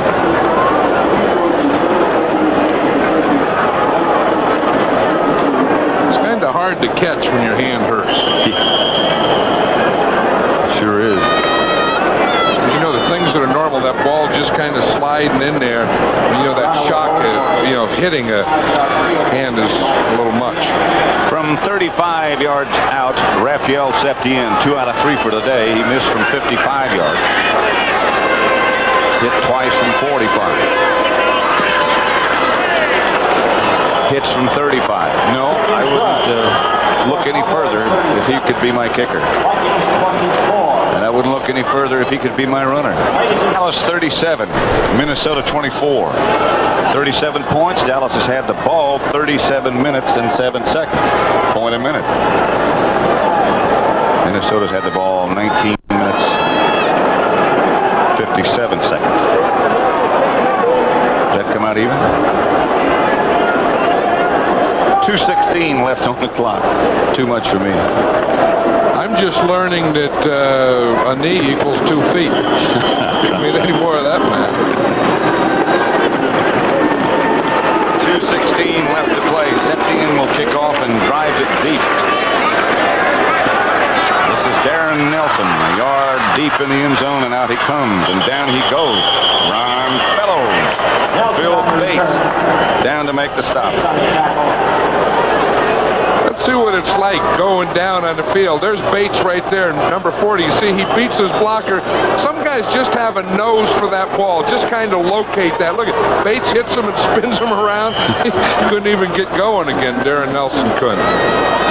He's one of those guys that, I bet he just likes to play, that this is fun to him. And then every Monday he gets his paycheck and he says, geez, you get paid for this stuff too? That's fun. I get pregame meals. I get to travel on airplanes, play football. Bunch of nice guys. Nice guys, hang out. Harvey Martin with the pressure on Dills. They run the screen pass to Brown. Some blockers in front, and Dallas has them. Rod Hill made the stop. But Brown still got about 8 yards. Final score, Chicago Bears 31, Denver 14. We'll have the 2-minute notification here at the Metrodome in Minneapolis with Dallas up 37-24. Wait, he says he has good, quick feet. I said, well, what they used to be? Anyone that admits to 310 used to be 330 or 40 or whatever. Used to be something. He came to camp, they said at 325. That's the used to be weight. Hill. Bates on the tackle. LeCount the receiver. San Diego 6, the Giants nothing. First quarter.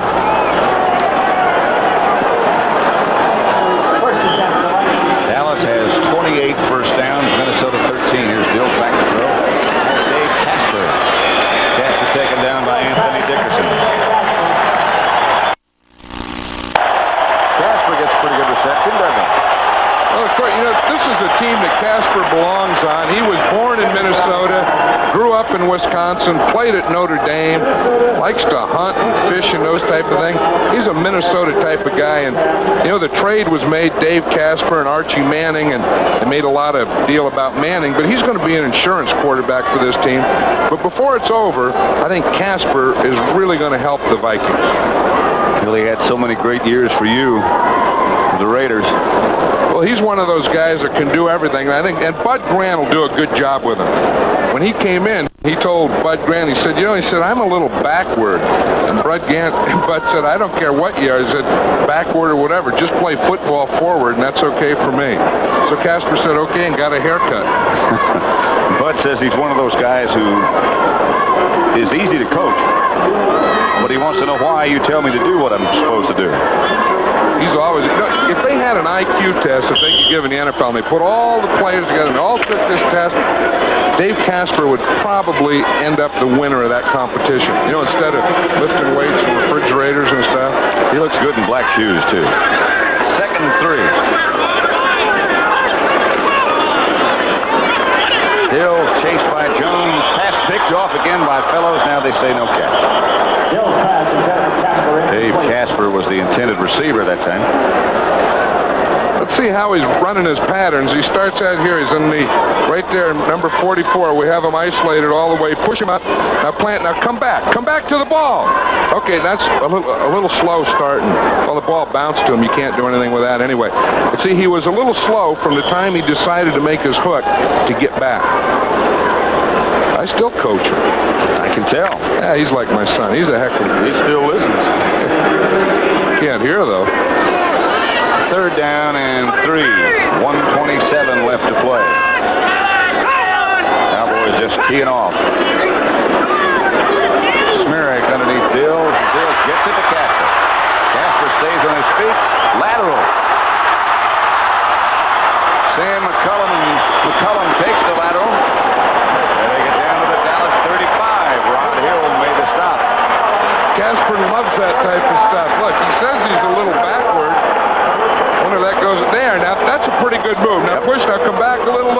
Now he's going to get by this one. He'll try and run over this one. Put your shit. That's it. Now he knows he can't. Okay, lateral it off. Let him go another 10 with it. Good job, Dave. He probably practices that stuff. Tonight here on CBS, 60 Minutes, followed by Alice one day next week.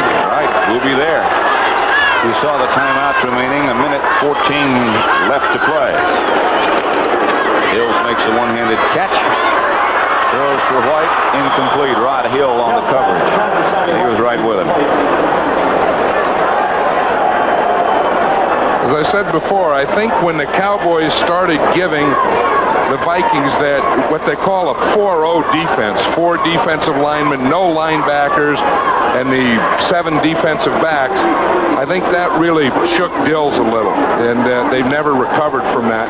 Plus the fact that that time of possession wore the defense down, and then the Cowboys took advantage of it.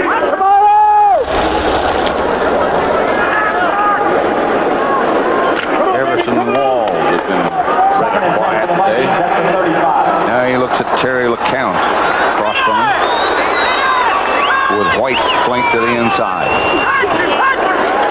Dills out of the shotgun. Fires high. That one really took off. Casper was in the area, but he had no chance.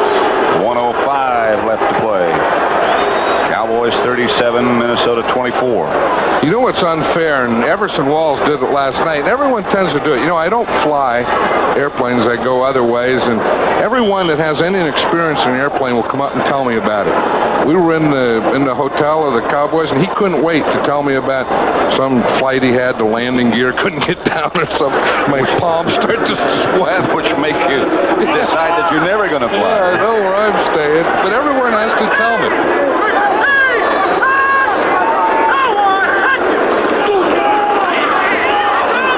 Too tall Jones chasing Dills and got a piece of his arm. McCullum was the intended receiver, but Dills was big Too Tall looking down at him. I think Too Tall's played a pretty good game today. You know, he's not had the sacks, but he's been there pecking away at Dills all day. You know, always grabbing an arm, grabbing a jersey, hitting the arm, knocking the ball down. It really caused some problems over there from that left defensive side. Played the run very well, too. He sure did. Count comes out. McCullum, White, and Marty McDowell all go out wide to the right.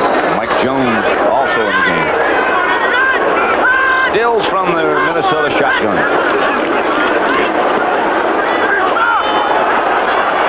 Alley-oop. Batted away by Thurman. There's an amazing guy, too, Dennis Thurman.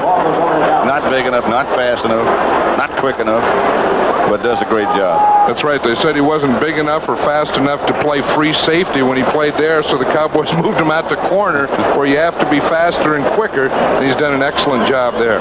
There's a frustrating guy right now. Steve Dills, 53 seconds left. Dallas 37, Minnesota 24. Vikings had been the NFC Central Division leaders with their record of 3-1. Green Bay has already won convincingly over Tampa Bay, so their record will now be 3-2. They'll be tied for first place with Minnesota. The Bears up their record to 2-3. Dallas will just let it run out. Clock going, 44 seconds left to play. The Cowboys will remain unbeaten and be 5-0, and now the Vikings have taken a timeout. I'll tell you, these are two well-coached teams. You know, Danny White in the huddle now giving a little smile. Defense walks over to talk to Bud Grant. He's an amazing guy, Bud Grant. You know, he may have the right attitude about this thing. He doesn't practice on Saturday. Last coach to come to training camp. Yesterday, duck hunting season opened. He was out duck hunting, and that's why he's been around so long, and that's probably why he'll continue to be around so long. As long as he wants to be. Yeah. Don't forget next week here on CBS. Doubleheader week for us. Bay at Dallas, Philadelphia, at the Giants and the Rams in San Francisco.